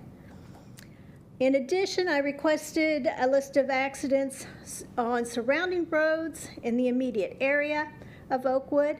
Connie had an additional 4 accidents from April 2022 to March 26th on down by 9th and 16th. Those are also roads that are going to be addressed with the traffic. You can drive back through there, and there's at least 2 to 3 houses being built on those roads now. You add that traffic to this traffic, and we're just asking for a disaster. You know, to me, I see those numbers doubling, if not tripling, with the additional traffic. I'd like to thank you for listening, but let's not forget this is currently zoned for single-family homes, and the apartment complex that they are proposing is going to infringe on our current lifestyle and put an extra burden on the entire infrastructure of the area. Our Walmart shelves don't have a lot of food on them half the time. I cannot see adding that many more people in that small area. There's just not enough there. And they will be using our park. There's no doubt of that. I don't care if they put up a 6-foot fence. That is not going to stop them, because they can go down to the end of Alva, walk around, and still come up and use our park. Therefore, making my HOAs go up. I am definitely against it, and my signature is also on that petition. Thank you. The next card I have is for Dennis Gregory.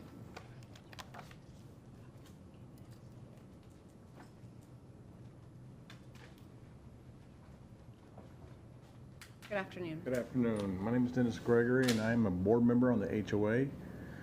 I'm here to talk about the second egress. I see some safety issues with it, just the fact that there's no sidewalks on Alva. When families are having parties or family members over there, park on both sides of Alva, so there's a tight squeeze. And if you got people exiting this development, there's going to be some issues, some safety issues. We also have families that have kids and animals that walks up and down Alva as well in the evening. And we know nowadays people with their cell phones don't pay attention. So someone's going to get hit and seriously injured, if not killed. As far as the fire department goes, I'm a retired firefighter paramedic. Our motto is the fastest and safest route to the scene. Cutting through our development is not the safest or fastest route. It's going to slow them down with the curves and the turns, and Alva is not very wide in either or some of the other streets. So when they go down Alva, which last week we had medical, they took up most of the street. So if you got people exiting from this development, you're putting the rescuers' lives,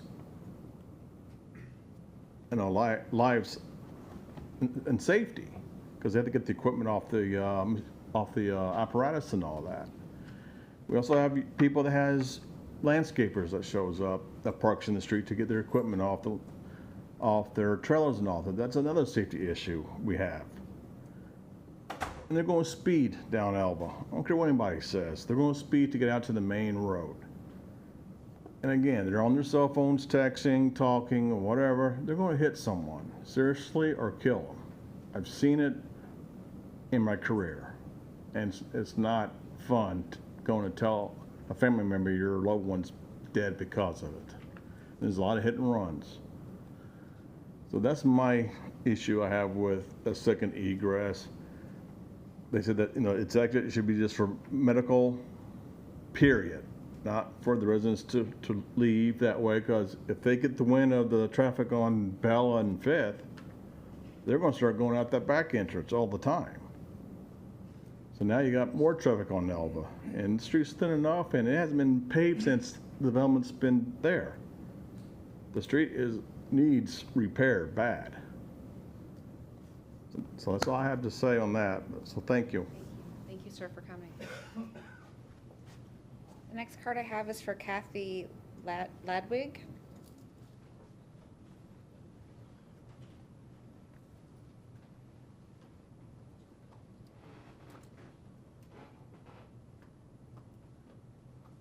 Good afternoon. Thank you very much for giving us all an opportunity to speak our piece on this stuff. My name is Kathy Ladwig, and I am a resident of the Oakwood Village, and I've only lived here 2 years. And I am very strongly against this rezoning, and the main reason for me is I'm retired. We moved to an area that is actually beautiful. We have wonderful neighbors. It's a very, very diverse neighborhood. We've got Cubans, we have Hispanics, well, I guess, Puerto Ricans, we have Jamaicans, we have Haitians, we have, you name it, we have it all in our community. And we all bought within this community because it was nice, it's kept up, it's our kind of like our final home before we go into the homes. And this is what we really wanted it for. And I do believe that this is really going to impact our lifestyle and everything else. I would really believe it's in a grave error if you approve this. One thing I do want to note that some people haven't really talked about what a crown jewel Oakwood is in this area. There's nothing else like it around it. People that advertise or sell their home, they say we're in the Oakwood neighborhood because it is such a nice looking neighborhood. And that's kind of all reflects onto our house. I have like 2 pages I'm going to talk, but everybody else talked about everything else. The only thing else I wanted to say is that I have worked all my life saving and buying houses. Unfortunately, I moved too many times, but it's always been in a housing development of some sort. I have worked hard.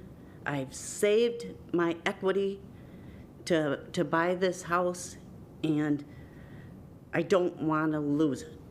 I don't want to lose it for the equity that I built up for this house.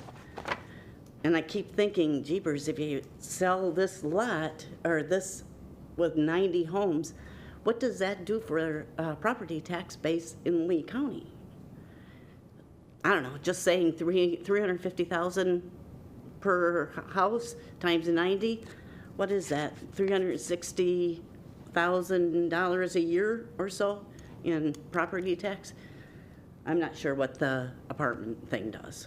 So thank you for letting me speak. I really do appreciate it. Thank you. Thank you for coming today, ma'am.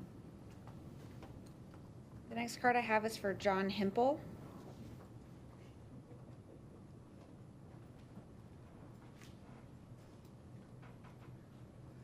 Good afternoon, sir. Good afternoon. Thank you for letting me speak today. I am definitely opposed to this plan. When you look at realtors' cards, they come in the mail, they said the desirable Oakwood neighborhood. Well, they won't be able to put that on there anymore. Okay, I believe that this will evaluate our properties. And the fact I don't understand is, once it's approved, then they will do a road study. No, the road study should be first, because the road study is going to say they can't handle it. But guess what? Well, it's too late now, they're already approved. So I think that's something that should be entered before anything is approved, because the red light at Bell, they said it's 200 feet long. There's 8 cars. 8 cars is not 200 feet. And if you're the 8th car, you're not getting through that red light. So just think about all the people that are lined up down 5th Street, that are not going to make it. And they don't show you, like the gentleman talked earlier, here's Oakwood, but here's behind Oakwood. And there's hundreds of lots that are undeveloped. When those lots are developed, guess where they're coming out? Bella. So for future reference, this is not a good deal. We're all opposed to it. I guess thank you for your time. Thank you. Thank you, sir. The next card I have is for Bonnie Rogers.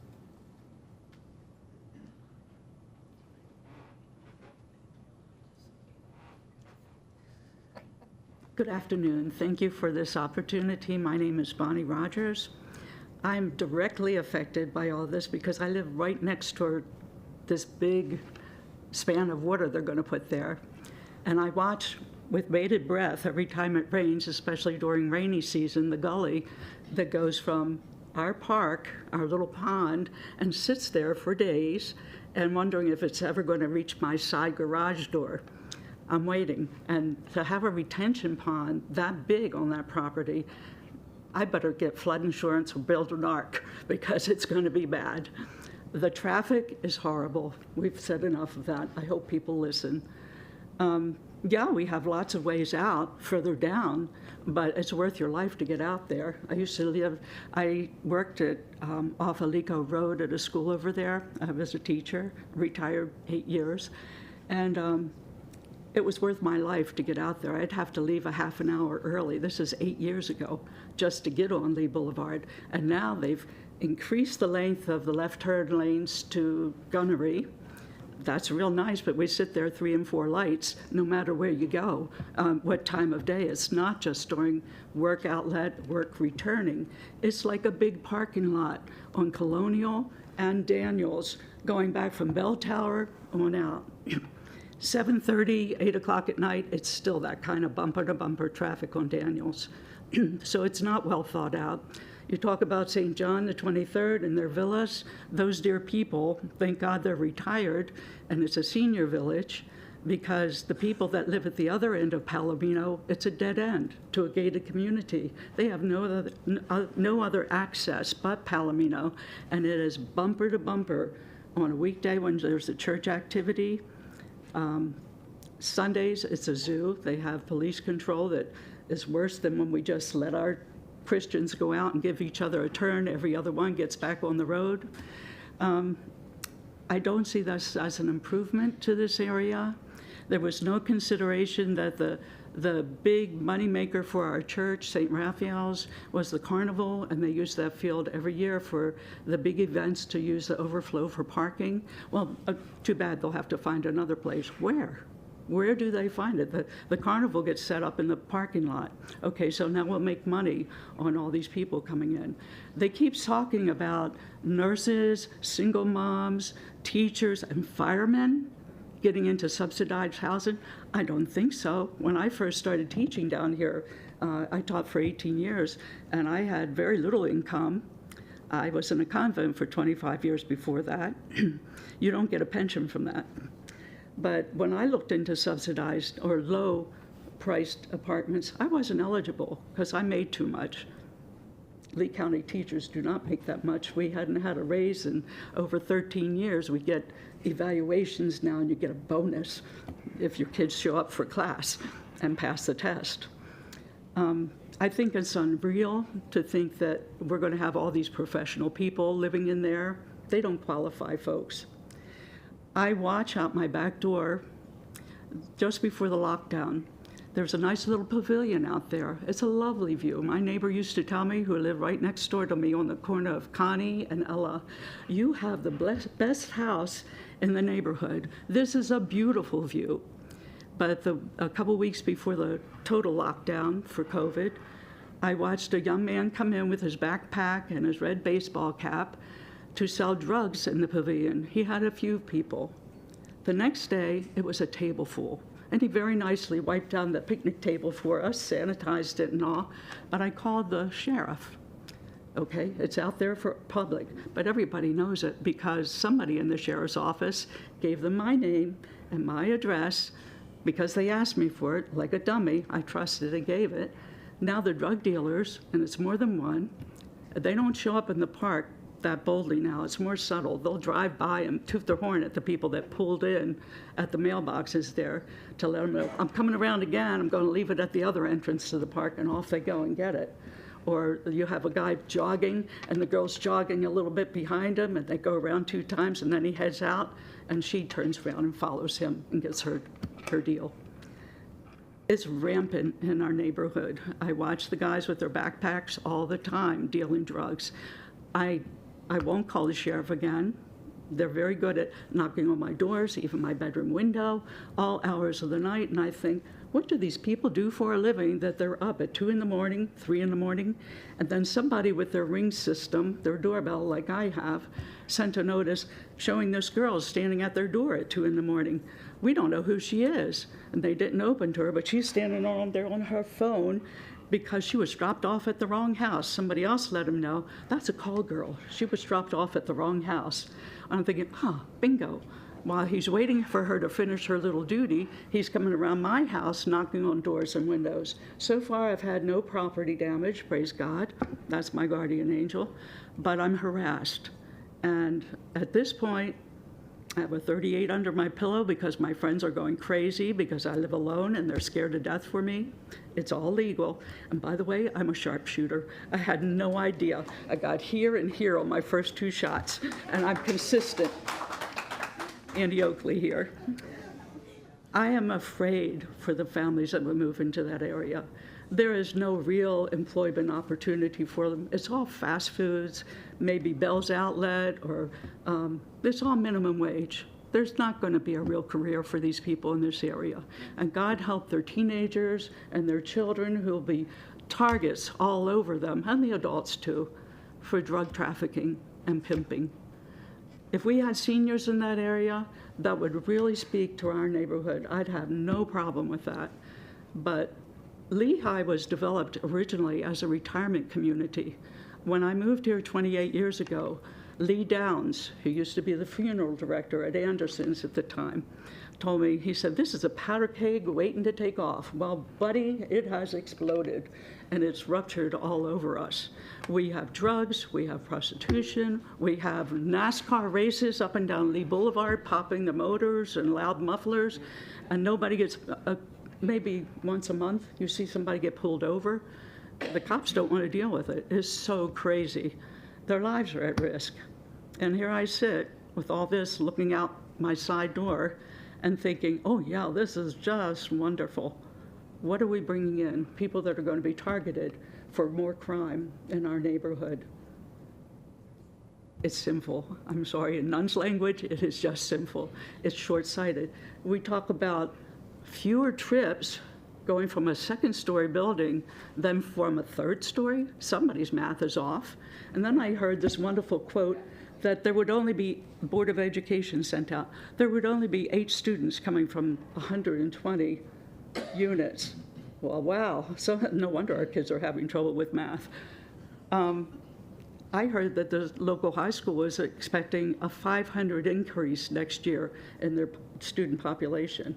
Now that's a big difference from 8. Walmart parking lot is full all the time. I watched guys dealing drugs from their truck there, all in the open, as a security truck ran around the car that's supposed to be watching the area. It's rampant, folks, and we're just asking for more trouble. This is a very sad and serious situation. The numbers are skewed. We started out being told it would be 350 units at the parish meeting. Now we're down to 120 with maybe 90. How much more will they shift around before it's finished?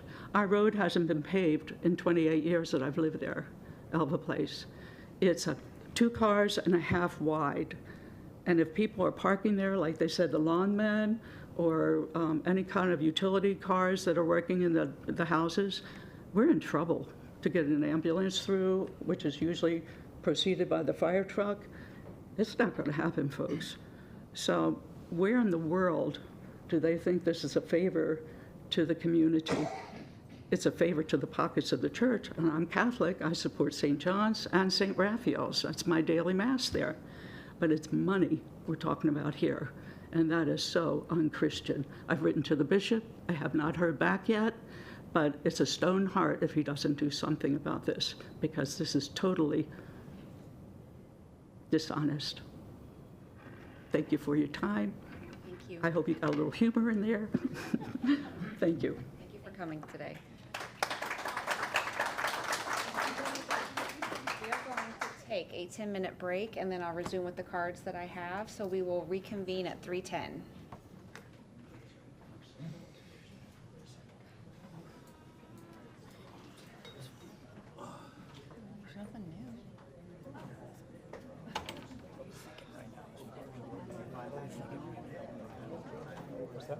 What are we thinking right now?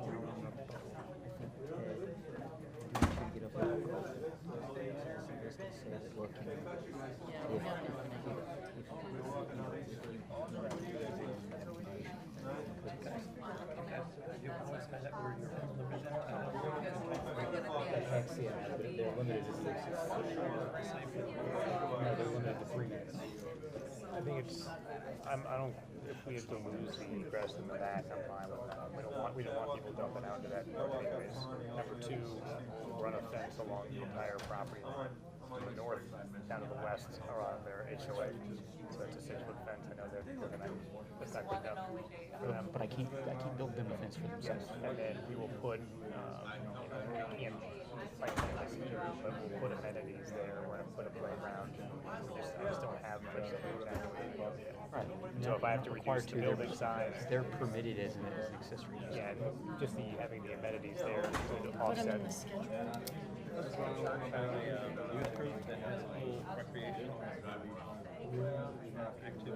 Yeah, they were talking about more of the outside amenities. They have outside. Yeah, I got blanket private on site. Okay. You gonna speak? So, Is there room to put two left turn lanes? it's not a road. We have to. The roads they're talking about. They all still levels, no change to level service. I'm not gonna tell her that she can't tonight because I read it with it and I don't want to say it. Yeah, I was gonna ask you, do you think you need to? It sounds like no. I think we have Ted say, total discretion. We can. I know it should use no degradation. Evaluate if we will further evaluate for on-site improvements or for since we need to. What else is there? Yeah, well, I think we were going to put up a fence happening on that. Most of this stuff we're talking about is out of our control. Which is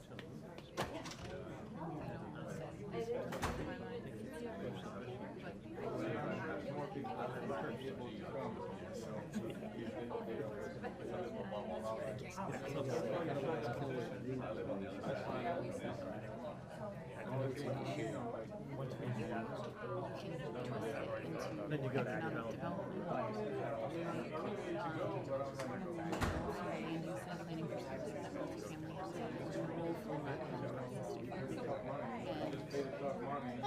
when you, everybody needs to see the affordable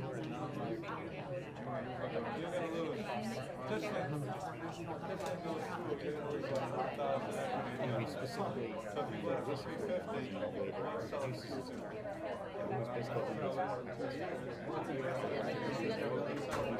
it was any whether it was single family that was put there, or if Ted would say if we put the 90 single family, it would reduce.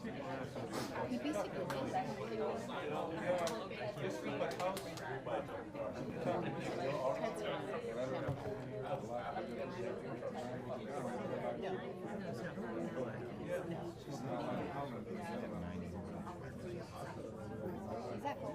That's why she asked the question. Yeah.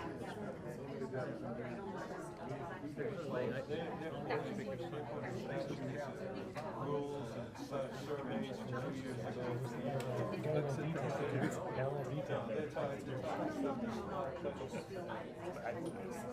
I've noticed last year, traffic on Lee, good, this year, traffic on Lee. What changed? Sure did. Oh, no, I'll be Take care.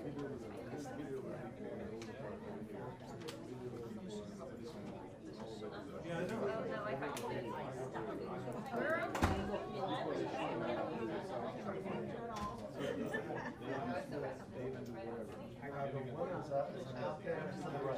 Yeah, you can, you're not gonna. Left there, all the way down to the right. No, we call the taxi association, they come knocking on the door. Hey, you're making a lot of noise. She said you were.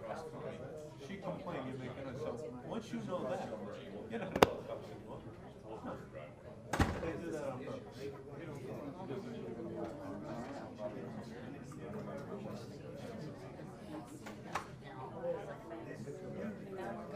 You live down, you live at 2500? 2501. Yeah, you have to put a fence in because they're gonna walk up the canal. I live right between the You live across the street from Michelle? No, what street is it? I'm not even trying to answer my email. You did a very nice job being slower. Yeah.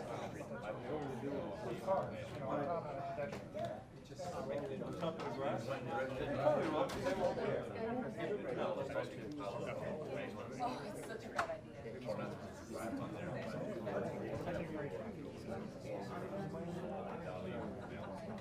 Hey, should have said something. I got a word of advice to you, young lady. Shoot 238, but it has to be. That's twice around. I paid like $50 for 25 rounds for 45. I'll tell you what.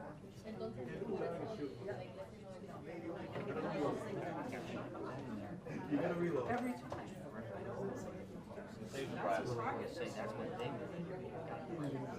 I know. Okay. There's nothing. Yeah, you don't want to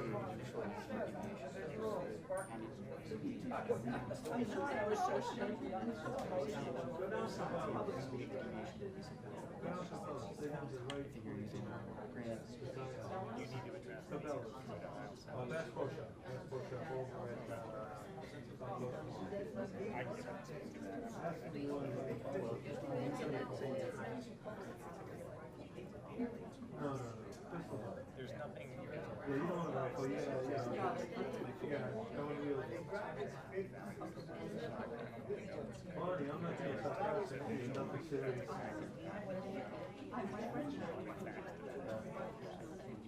Yeah, they're nice.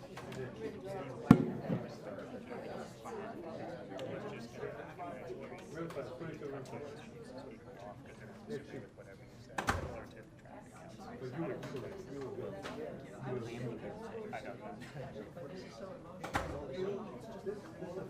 Other than that, Yeah, that's what I'm sticking to. That's my plan right now.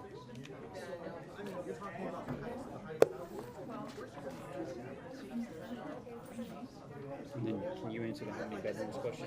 What? Can you answer the how many bedrooms question? 252, what's proposed? I would caveat that that is not set in stone. It might be reduced due to construction. But if you have 90 single-family homes times, If you have 3 bedroom, 3 2, you got 3 and a half, 270. yeah.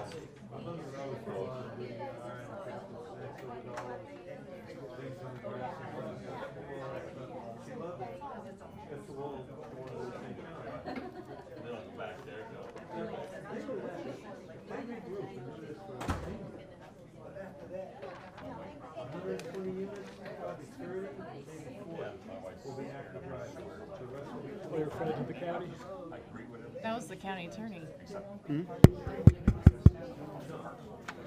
Okay, we're ready to begin. If everybody would take their seats, please. Thank you. I know what those two are aspiring to do.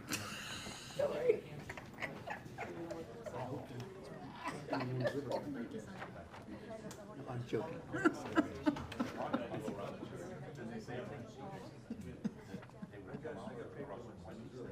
No, it's fine. I'm sure they had something. I wonder if there's any.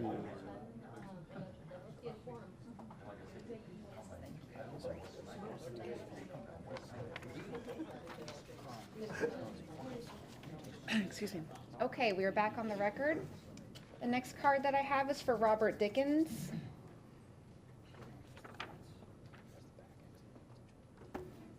Good afternoon, sir. Well, I don't want it built, but there's only, one thing that was brought up. I guess they're gonna have like an emergency exit that's gonna come out the parking lot by the 1st. I guess that's for an emergency. There's no way.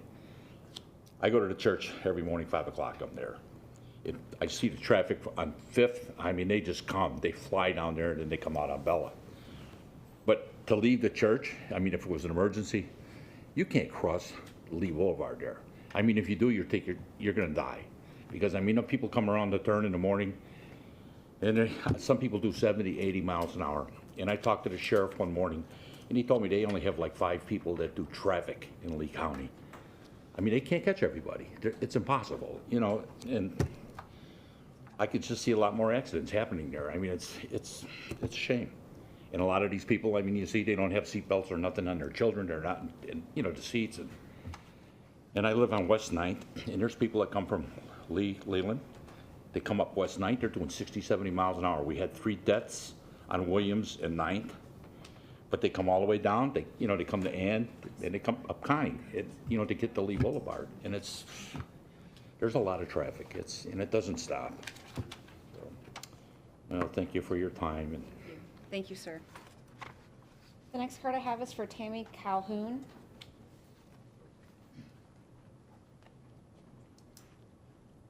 Thank you, Madam Examiner. My name is Tammy Calhoun, and I live on Connie Avenue North. I've been there 18 years, and there is a lot of traffic going up and down Connie. My biggest concern is if this is a multi-family residential for low income, that there will be children. And I'm a mother of 5, and I was a single mom, and you have to entertain your kids. They said there's a park within a 1-mile radius from this project, besides the little park that the Homeowner Association of Oakwood contains. So as a mother, you're going to want to take your kids somewhere. And to walk to the Williams Park, it's the only park that I know of in that area, it would be walking down Lee Boulevard. And there's a lot of traffic. There is a sidewalk, but you get to strip malls heading east to Williams Road. And so all those strip malls and the sidewalk, the cars just whiz in and out. They're going in and out of parking. They're not looking for kids or kids on bikes or moms or strollers. They're just looking at where they want to go. And so I believe that will cause a lot of dangerous situations for those people. I don't believe there was a little playground in the project community itself. So they're going to have to do something to entertain their children. Also, they'll probably go to Walmart. So you get the teenagers and stuff walking to Walmart, crossing Lee Boulevard. And just like Bob was saying, the gentleman who spoke before me, that blind curb right there coming down Lee Boulevard right before the church, they'll be walking, trying to cross over. And it's just so dangerous with all the traffic. And people they're looking at the lights. They're not looking at people crossing or anything like that. And I have a feeling that a lot more families are going to try to walk across that. Also, there was 10% parking. I believe you said 10% parking overflow. And if there's 120 units, I believe there's going to be probably more than 1 car per unit. And I don't know how much parking that you guys have in the project, but where's the overflow going to go? Are they going to park in the Walmart parking lot, or are they going to park in the church parking lot? Where are they going to put this overflow of parking? Or are they going to just move in and encroach on the neighborhood of the people and the residents who already live there? And so that could make it even more congested with people trying to go up and down, because there are no sidewalks. There's a sidewalk, I think, up to 5th Street, and then after that, it's nothing. It's just a 2-lane road, and they go exceed the speed limit on Connie all the time. I think that is my biggest concerns. Oh, also, the church parking lot, you said the primary entrance into the church parking lot. You'll be going, but not through the church parking lot. You'll be going like with the church parking lot, and then they would go straight, and then the church parking lot would be to the right. What would be the separation of that? Because I have a feeling if people are bottlenecked right there and they want to go to work, they're going to just cut through the church parking lot or make a way through the church parking lot, which is super dangerous for people trying to go in and out of daily mass. And there's a lot of children, a lot of homeschoolers, so they bring their kids, and there's a lot of things going on in the church, so I think that would not be a very good idea either. And I guess also, because I live there in the neighborhood, the devalue of our homes because of a single-family home, lower income endowment being right there in our neighborhood. Thank you for your time. Thank you. All right. Enjoy. The next card I have is for Lynn Gregory. Okay, thank you. I have Anna Marie Dickens. She went out. Okay. Can I speak for her? I'll put her, she's left for the day or is she coming back in? She just had to leave. Okay, I'll just put her back to the bottom and then we'll call her again. Thank you. I have Winna Vargas. You don't, okay. I have Miguel Vargas.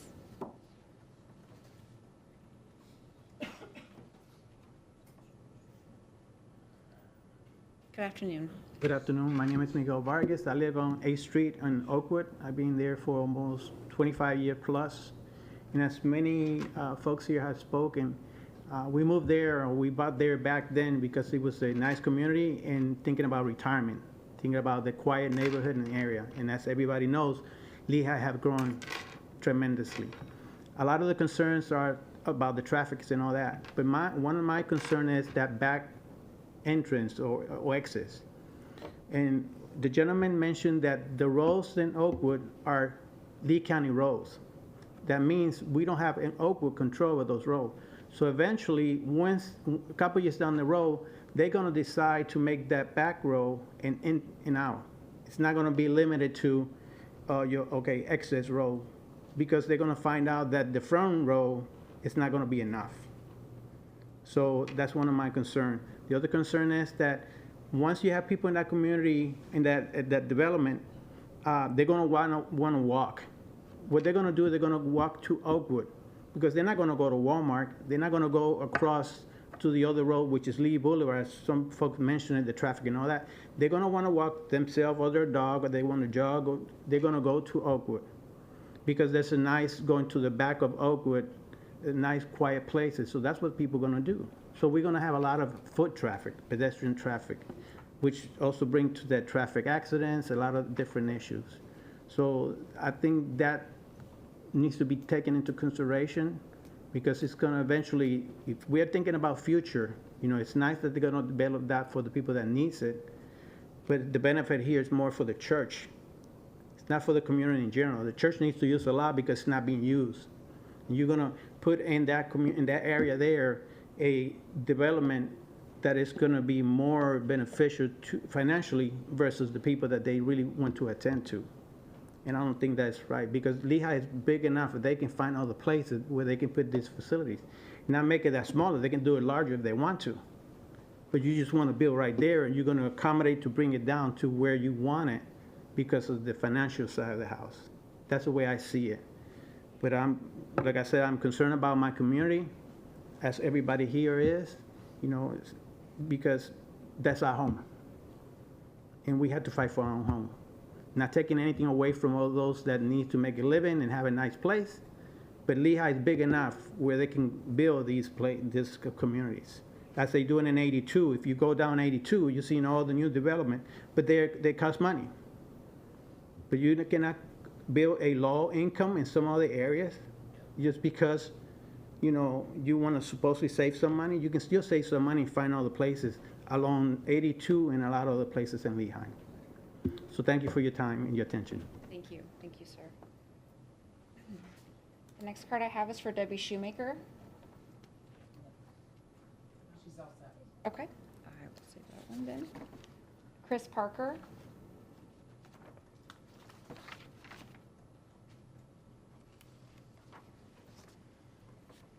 Good afternoon. Thank you very much. Chris Parker, I'm an Oakwood resident and a member of the church as well. I'm a former banker, commercial banker that did this type of financing for over 20 years.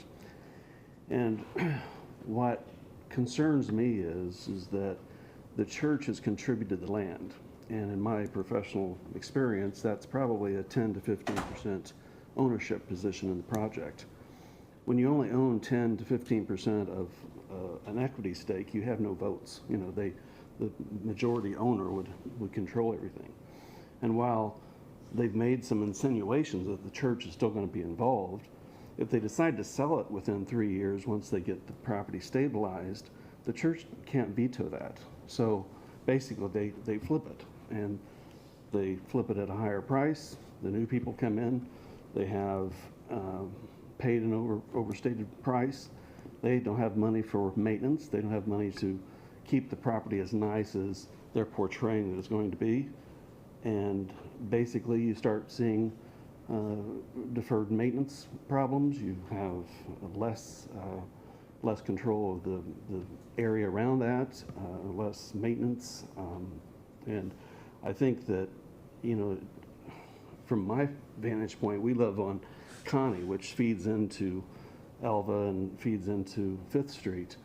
And our traffic is unbelievable just coming down Connie, because all above Oakwood is multiple streets, 20 plus roads. You get up to 16th and some of those people come down Connie. So, you know, from not only the development phase and to insinuate that the church is still going to be involved, yeah, they will, because they contributed the land, but that's all. They don't have any voting rights. They don't have any control over what eventually happens with the property. Most developers, at least in my professional opinion, do this, develop it, get it stabilized, and they flip it for a profit. And we don't know who's going to own this eventually. And I don't think the church and the diocese can deed restrict or put something in the deed that the church is always going to have an ownership stake in this. So it's a little deceivious to say that the church is always going to be involved. You know, the things that have already been stated, I won't repeat, the park, the liability issues on the park, the walking traffic. We have walking traffic by our lanai every day, and some of it is just children, you know, playing and such. Some of it are people like Mr. Leno that walks every day, all that. But you're going to multiply it by probably double what we get now, and we get quite a bit from our own home. But thank you for hearing me. Thank you, sir. The next part I have is for Daniel Shoemaker.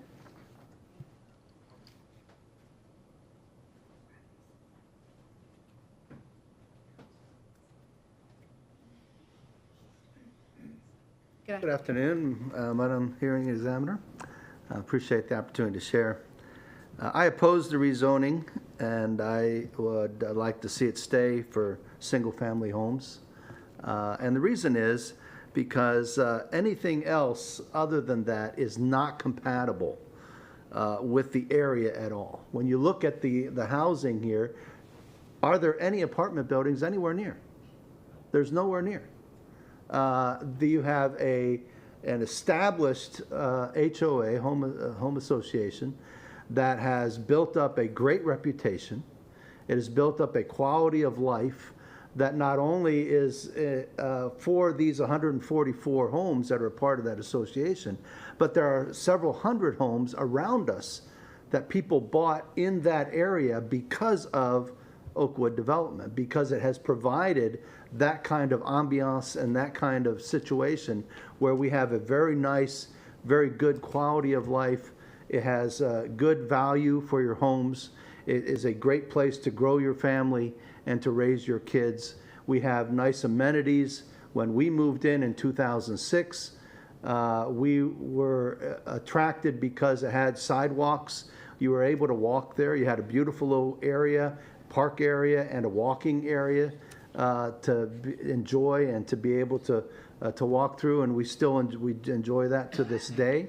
And many of our residents do that same thing. They walk every day through there and get their exercise and walk their dogs, and we have developed a very nice system for our residents to do that.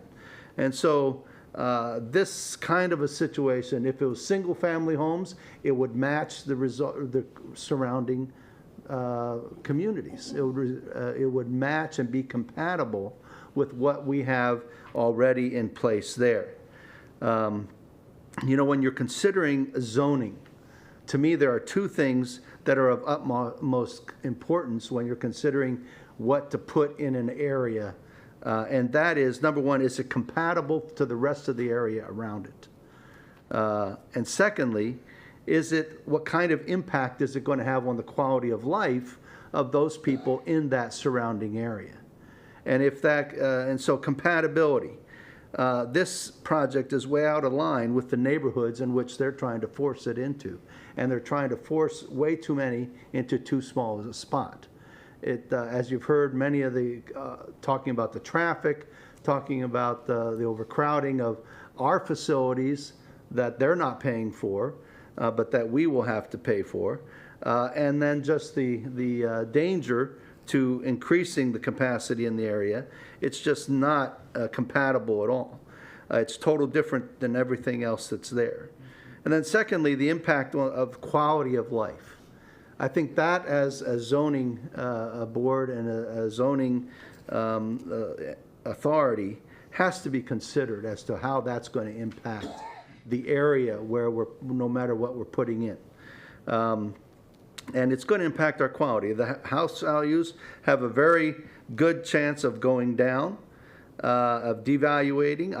I live on 2506 Elva Place. The egress onto Elva Place will be right in front of my house, basically. And that is going to impact my house.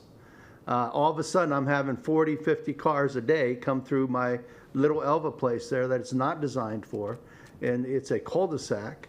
We bought one a cul-de-sac because that was a great place. We were told, as almost everybody that bought into Oakwood, oh, they're never going to develop that property.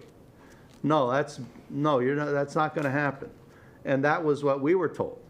And so now all of a sudden to have 30 or 40 cars on your street, and when that gate, I don't know how they're going to, how are they going to actually manage that?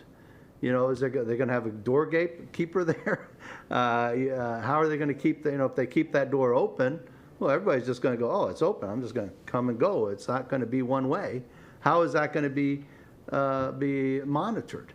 And so all of a sudden, my quality of life, just specifically on our streets, going down tremendously, and we have families on there, walk their kids up and down, and so on. The HOA amenities are going to be overwhelmed, as we've shared already. We have tremendous problem with traffic already, and that's going to be worse. Security is going to become a major issue because all of a sudden now we have nobody wandering around our neighborhood because there's nobody there in that vicinity necessarily. All of a sudden we're going to have potential for many others being that we don't know, that are not a part of our group, that it's going to cause security issues and security concerns for us. As mentioned, we already have a problem with drugs that could potentially increase very greatly and very easily. And so quality of life is what our area has been built on and is all about. And that has become a staple of Lehigh Acres. When you talk about Oakwood development, everybody knows Oakwood development. And they know that that is a nice area and is a desirable area to be and to be a part of. And we want to be able to see that continue. We would have no problem with seeing homes being put on. I don't know where they could put 90 homes on that property, but we feel that that at least would be commiserate with what the rest of the property and the neighborhood is all about. So we feel that this development is not right for this land use, that it should not be rezoned, and we appreciate being able to come to this hearing, and we hope that you heard us and that you hear us. Thank you very much. The next card I have is for Victor Seifert.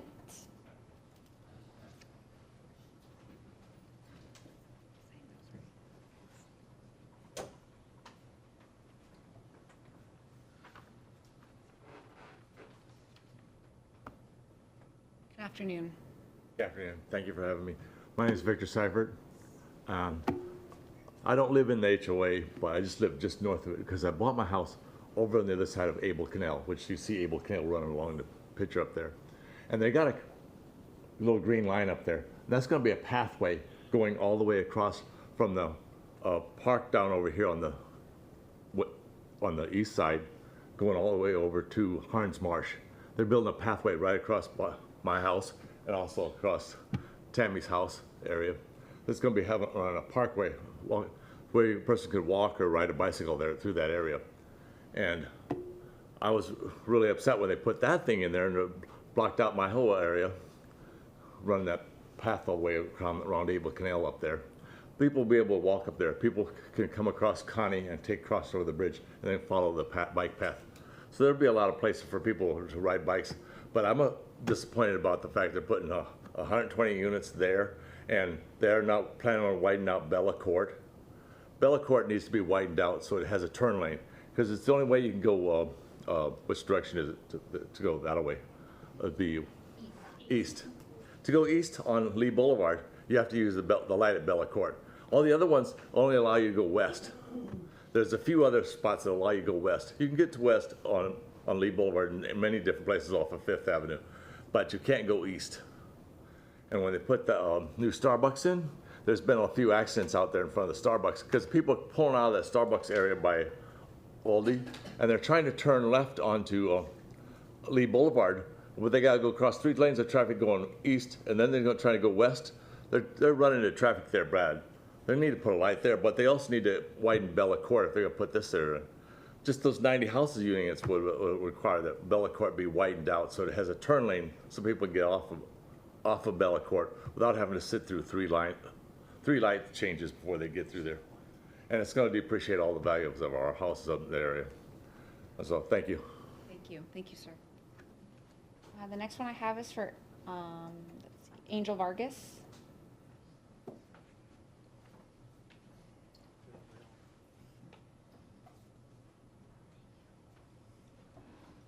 Good afternoon. Good afternoon, Madam Examiner. So I looked through the staff report and through the application and things like that. I guess I'll start with my point on the traffic study that was conducted. Unfortunately, from what I've noted from the traffic study, the report claims in the introduction that it examines the impact of the development on surrounding roadways. And then in section 3 of the proposed development, and I believe they might have an updated version of it, but it says access to subject site is proposed to Bella Court via a full access drive. That's the only access that they've considered in this traffic study. So my overarching question for everything that I want to point out is, are we supposed to make judgment calls and decisions on partial information?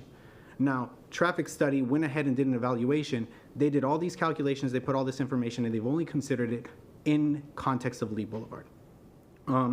So inevitably, what we have is they calculated 34 out in the AM and 36 vehicles in the PM, okay? And they've only considered the 200, as they stated, 200-foot road for Bella Court.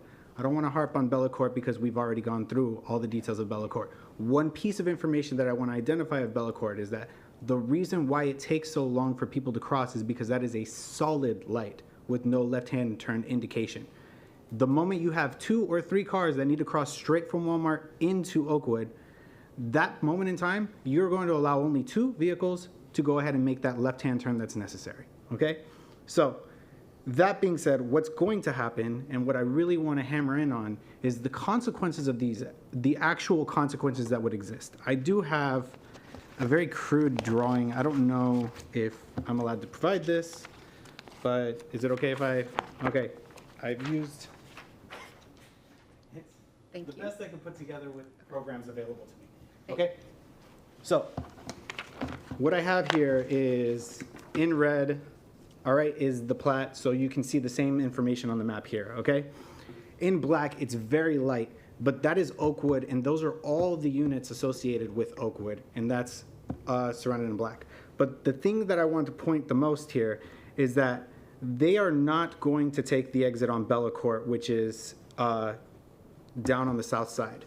Because since one person needing to make a left turn at that light is going to bottleneck the whole operation, they are going to use that northbound exit to egress consistently. There's no question about that. So what do you have? You now have the blue line as the ideal exit strategy for any person. That is a 0.3 mile drive, okay? The issue with that 0.3 mile drive is that runs you through 27 homes within the association, which is 1/5 of all the homeowners in Oakwood, okay? Now, the issue there is that they're gonna haul their way through that, okay? And Unfortunately, what I have in pink is alternate routes. Those are all the exits that are available to them.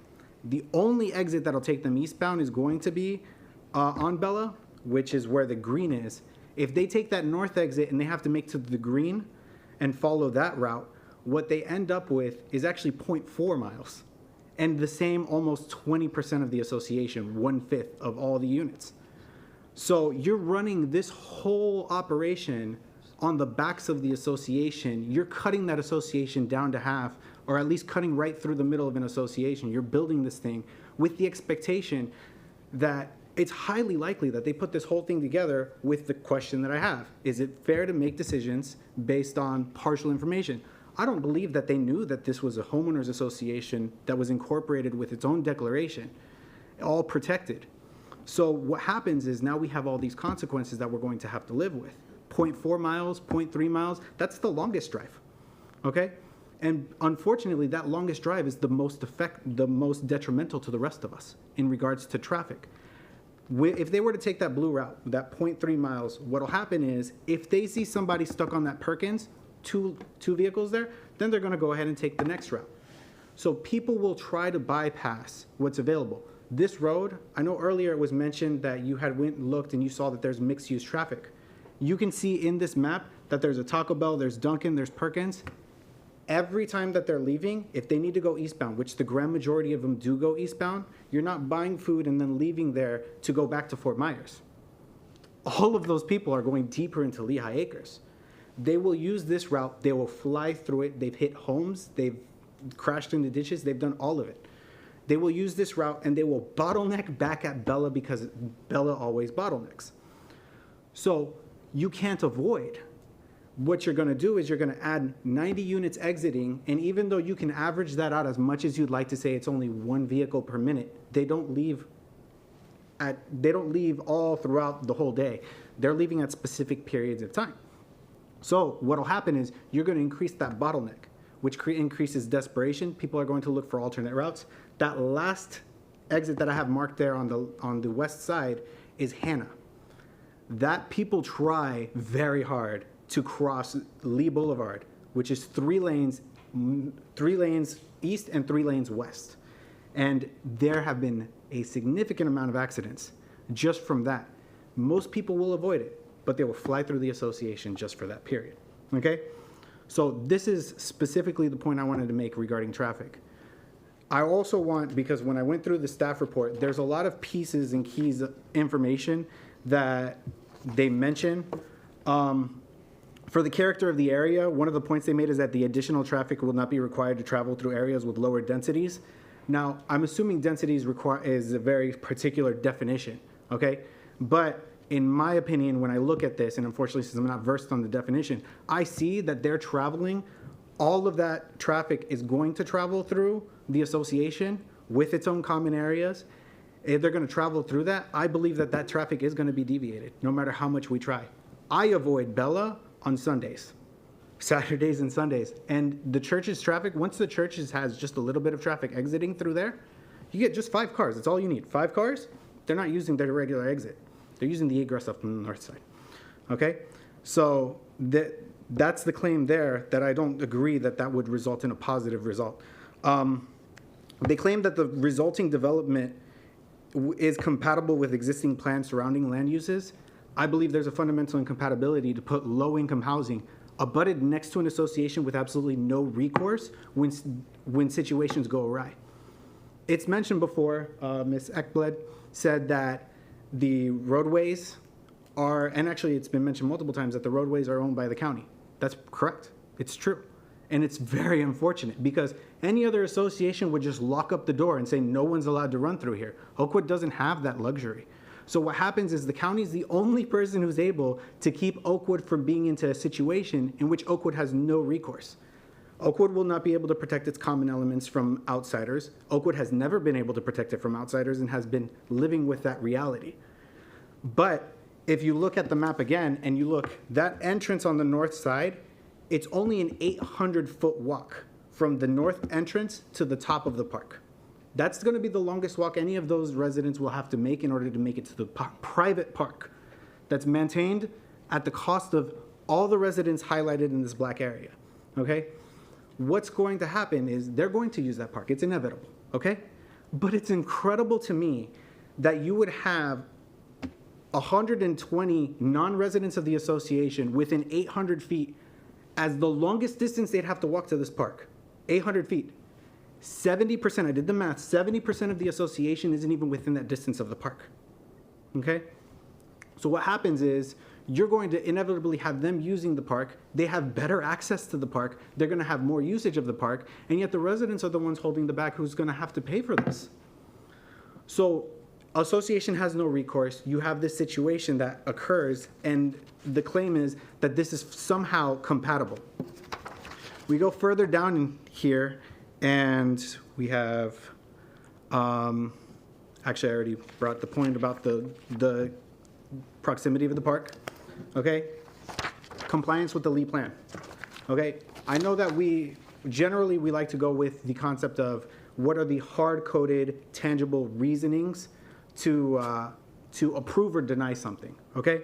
And one of the quotes that they have here is that in regards to the Lee plan, this falls under central urban. That's 100% true. That checks out.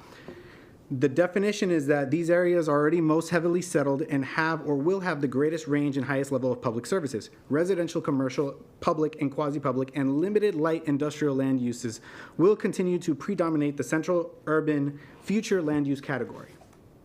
That's great. But unfortunately, when you look it up, you have additional wording that actually, once it finishes off the part that says that those uses will continue to predominate the central urban future land use category, future development in this category is encouraged to be mixed use, as described in Objective 11.1, where appropriate. So I would like for you to consider the appropriateness of it, because never in the history of any, I used to audit homeowners associations. I've seen homeowners associations fighting gas stations and a lot of millions of other things, but never have I seen an association have to fight for an apartment complex given direct access to their common areas. And it's just rough to have to contemplate. On goal 25, there's a mention over here about to ensure the continued development and redevelopment converts this largely single-use, antiquated, pre-plotted area into vibrant residential and commercial community consists of. Okay. Am I not allowed to quote? I'm sorry. It's too fast. I think she just needs you to slow down. Oh, I'm so sorry. Start with goal 25. She does it to me all the time. Every word, so. I thought I ran out of time. I was going fast because. There's no time limitation. Okay. So with goal 25, there's a quote that says, in the beginning of the quote says, ensure that continued development and redevelopment converts this largely single-use, antiquated, pre-platted area into vibrant residential and commercial community, consisting of safe and secure single-family and multifamily neighborhoods. So what we have is a situation in which, yes, that's what we want, that's our goal, but we need safe and secure. And we're not providing safety and security within the neighborhoods if we're going to go ahead and allow this mixed use to clash against each other, in which if the association has any situation or scenario in which, for example, let's just say a swing set has a loose bolt, they're going to put up a sign saying please do not use. They're going to try to, but they can't write the whole paragraph of why we can't use it. They're going to send a blast email out to the residents. The residents are privy to that information. Non-residents are not privy to that information. Somebody gets injured, somebody gets hurt. They didn't get the memo. So you're not creating a safe and secure environment, especially when you're giving people access to things they don't have access to. So in the Lee Plan Objective 2.1 and Policy 2.1.1, there's the promote contiguous and compact growth patterns within designated future areas to contain urban sprawl. And I don't know how many of you live within Lehigh Acres. We are the urban sprawl. We have it's all residential. It's been mentioned before that there's no work. You have people who are going to be living in these environments. You're going to provide low-income housing. And what's going to happen is they don't have anywhere to work. They don't have anywhere to work that's going to pay them the necessary amount to move them out of the low-income housing. So what you've created is actually you're creating a situation where you're going to increase the traffic, you're going to increase all these situations, you're going to cause everyone the frustrations, the headaches, you're going to hurt people in this whole process for something in the future that that this is not the ideal situation or location for. Because all these people, if you're if you're in a situation in which you're in low-income housing, you have to count every penny. You don't want to put that as far away as possible from all the work available to them. You want that in Fort Myers where the homes are not available. I know they did a study in regards to housing and the housing crisis. That was for all of Lee County. So what happens is, incredibly enough, Lehigh Acres is the one keeping that average down. You're including Bonita, you're including Estero, and you're including Fort Myers Beach, and all the rich parts of Fort Myers. Lehigh Acres doesn't have any of that. Lehigh Acres is not wealthy by any chance. I bought my home in Lehigh for the affordability of it. I bought within this area because I grew up in 8th Street, and I said, this is a great place to live. And I knew this was the best chance that I'd have to have home ownership. I don't think that anybody would want to go ahead and buy in an area. I drive an hour and 45 minutes to work. And incredibly enough, I do it because of the affordability. That's the only reason I did it.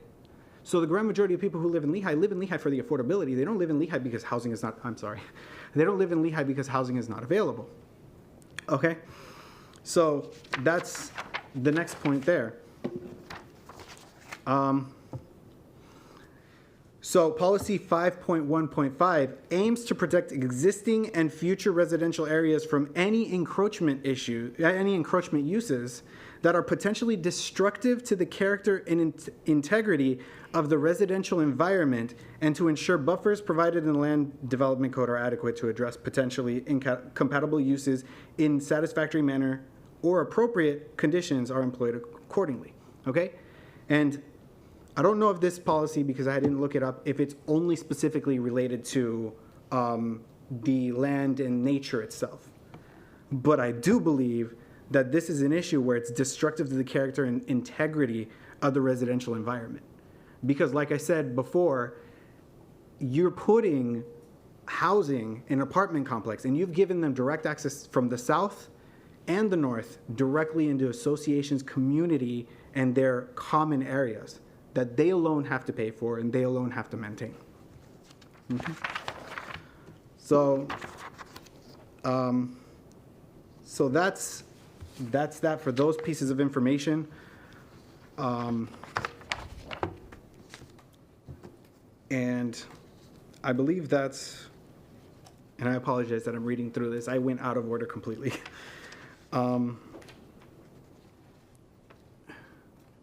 So one of the points that I want to make is that I came across this when I was studying for an exam for a CAM license. And the question is, what is the primary responsibility of the homeowners association? And the answer in the exam is to protect the members' investments and their expected lifestyle. So I want you to contemplate the following. How can an association protect its members' investments and lifestyles when the zoning provides an approval for someone else to put something detrimental to the association, and the association does not have any recourse to protect itself from whatever that decision is? Okay?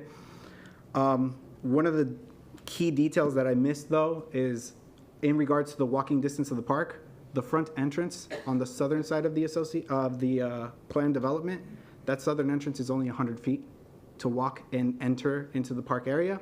100 feet is literally a 30-second walk. So for you to provide that, you're kind of running into a situation in which, like I said, it's just free. Grab it. It was mentioned before that this community or the project has amenities, and they mentioned that it has proximity to a park. In the application, it's fairly obvious. The amenities in the park that they're referring to is the one within the association. That's basically all the information that I have. Thank you very much for your time. I apologize for having so much information, but Thank you. you have a good afternoon. The next card that I have is for Ingrid Almont.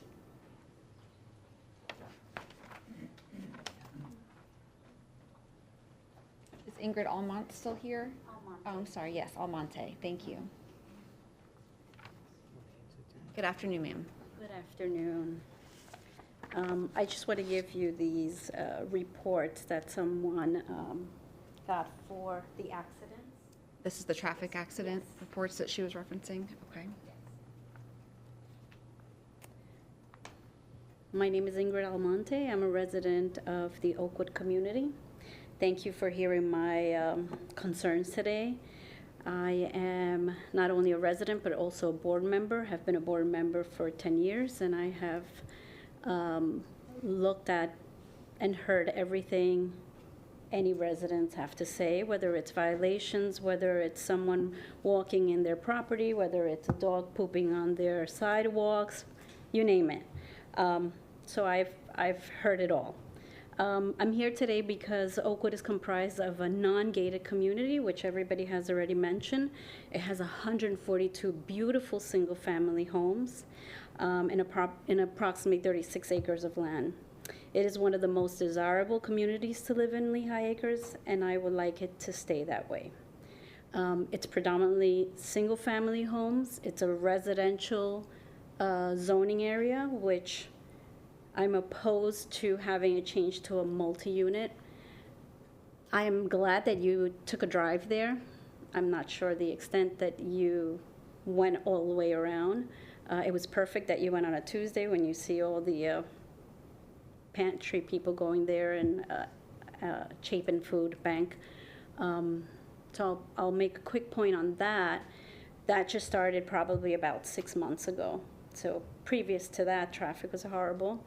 It's horrible now because of that.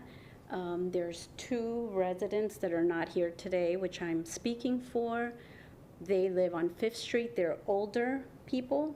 They constantly complain about all the traffic on 5th Street and cars who are trying to get out of the traffic and the Harry Chapin Food drive or whatever the drive that's being done there, and they make a U-turn into their driveway. So they call me all the time. Ingrid, what can you do? Ingrid, what can you do? And I'm like, well, maybe we can stake it out for you and put a line. And they're just like, it doesn't work. They're just going through our grass. Are you going to give me a violation? They're just breaking everything apart. So, I feel for most of these people. I'm also a walker. I no longer walk in the mornings just because the traffic is horrendous. I used to see all the older folks walking out, and I've noticed that they are no longer walking because of the traffic and them trying to get across just Bella Court. So, I'm opposing the rezone. It will be detrimental to our community for various reasons, many of which have already been mentioned, but market value of our homes is one. Quality of life for myself. I have a lifestyle where I look young. Everybody always says, oh, how old are you? What, you have a 30-year-old somewhat kid? And yeah, I've worked very hard. I'm a professional, and I came to live here to stay here. I didn't come here to buy my house, sell it, and make money, go to another house. No. I'm the type of person where I say I buy a house, I'm going to be there until the day I die. So that's what I want for me and what I want for my kids. So that's very important to me. Liability of the playground and the lake area, everybody's already talked about it. I just wanted to touch base on that again. The egress, the ingress, it's not feasible.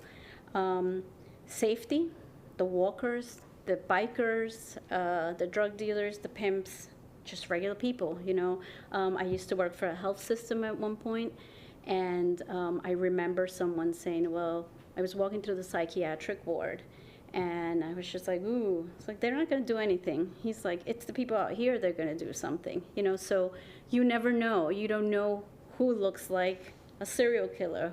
What does a serial killer look like? What does a rapist look like? What is someone who's going to take my kid? I don't know. It could be someone in Oakwood. It could be someone, a mile away. So those are safety issues for me. I just want to point out on here, you can't really see. An aerial view of something is just an aerial view. I don't know where you live. Lehigh is a very unique place. They mentioned this right here. I have neighbors who complain that there's people walking constantly through here, and I know there's like a buffer. They're going to get an extra 10 feet of deviation. It doesn't matter. People are going to walk, and they're going to just walk into the neighborhood. our neighborhood complain about that. I do want to point this out as well. Here, this is where the most traffic and all the accidents happen. This home gets hit all the time. This home gets hit as well. There's always cars falling into this ditch. So Bellacourt, there's no space to make this bigger in Bellacourt. There's no space to make 5th Street. It's already a Lee Boulevard is already a highway. And everybody just wants to cut through. I was reading, this is Connie, so I think it's 25 miles an hour, if I'm not mistaken. 25. 25. People do about 40 to 50. I live up here and I have a child too, who's a teenager, and she walks out and I'm like, you can't walk out. She's like, Mom, we live in Oakwood. What's the problem? And I'm like, the problem is there's so many vehicles flying through Oakwood. There's so much traffic going on. If I knew who was driving, I know my neighbors, but I don't know who else is going through there. So that to me is a huge safety issue. Pollution is another one. Noise. There's a lot of noise already on Lee Boulevard. I mean, there's cars flying, there's cars coming down with loud music, you know, the muffler guys, I don't know what you call them, but you know, you hear the mufflers all times at night, in the morning. There's traffic all the time. It's not an area for high demand of workers. They mentioned that. You know, people who live here, they're moving, they're going to Fort Myers, they're going to Bonita, they're going to Naples. Why are you going to put people here that there's no jobs for them? It just doesn't make sense to me. I'm not going to talk about traffic because we've already spoken about traffic, but I will talk about the bus system. I think someone mentioned the transportation system, Route 110. It's ridiculous. There's not enough buses coming along. You know, so if you put people here and you say, well, they're really just going to take the bus and go out to Fort Myers, there's no. The bus comes every hour and a half. I believe the Lee Transportation doesn't even have enough buses to the flow of people that are here. There's so many people that have come from up north. There's so many people that have come from the west, specifically Miami. And they're crazy drivers in Miami. And they've come here and they think this is Miami, and it's not. So this is where they find their way out. I did hear that River Hall, I believe it's called, and it's way much up further. When I heard their hearing, their egress and ingress was like, well, you know, we do have an escape. We're going down to Lehigh. If anybody needs to get out, they just go into Lehigh. That's further up. But I could foresee them coming straight down to try to get into Lee Boulevard, try to get into Sunshine. It's just a puzzle and it's a mess. I really, you know, take a look at the map. What I see, this proposition is, you have a picture of 142 homes.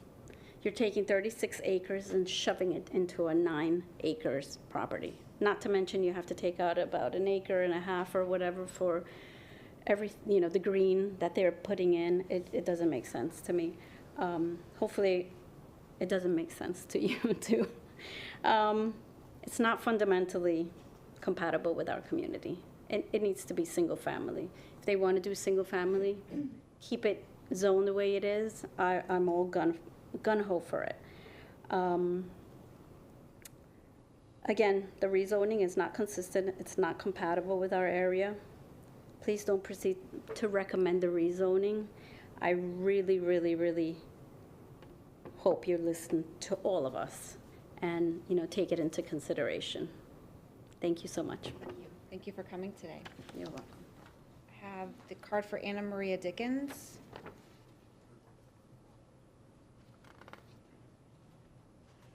Good afternoon. Yes. I just wanted to say that if the traffic is bad now, I cannot imagine what it's going to be later on when the units and the extra cars come in. And not to mention all the extra car accidents that will and can occur. And I agree with everyone so far of what they've said. Thank you. Thank you. Thank you, ma'am. The last card I have is for Debbie Shoemaker. Debbie still? I'm sorry, okay, thank you. Did anyone else wish to speak today or put any comment? Did anyone else wish to speak today or put any comments on the record? Okay, with that, we'll close public comment then. How much time do we need for rebuttal?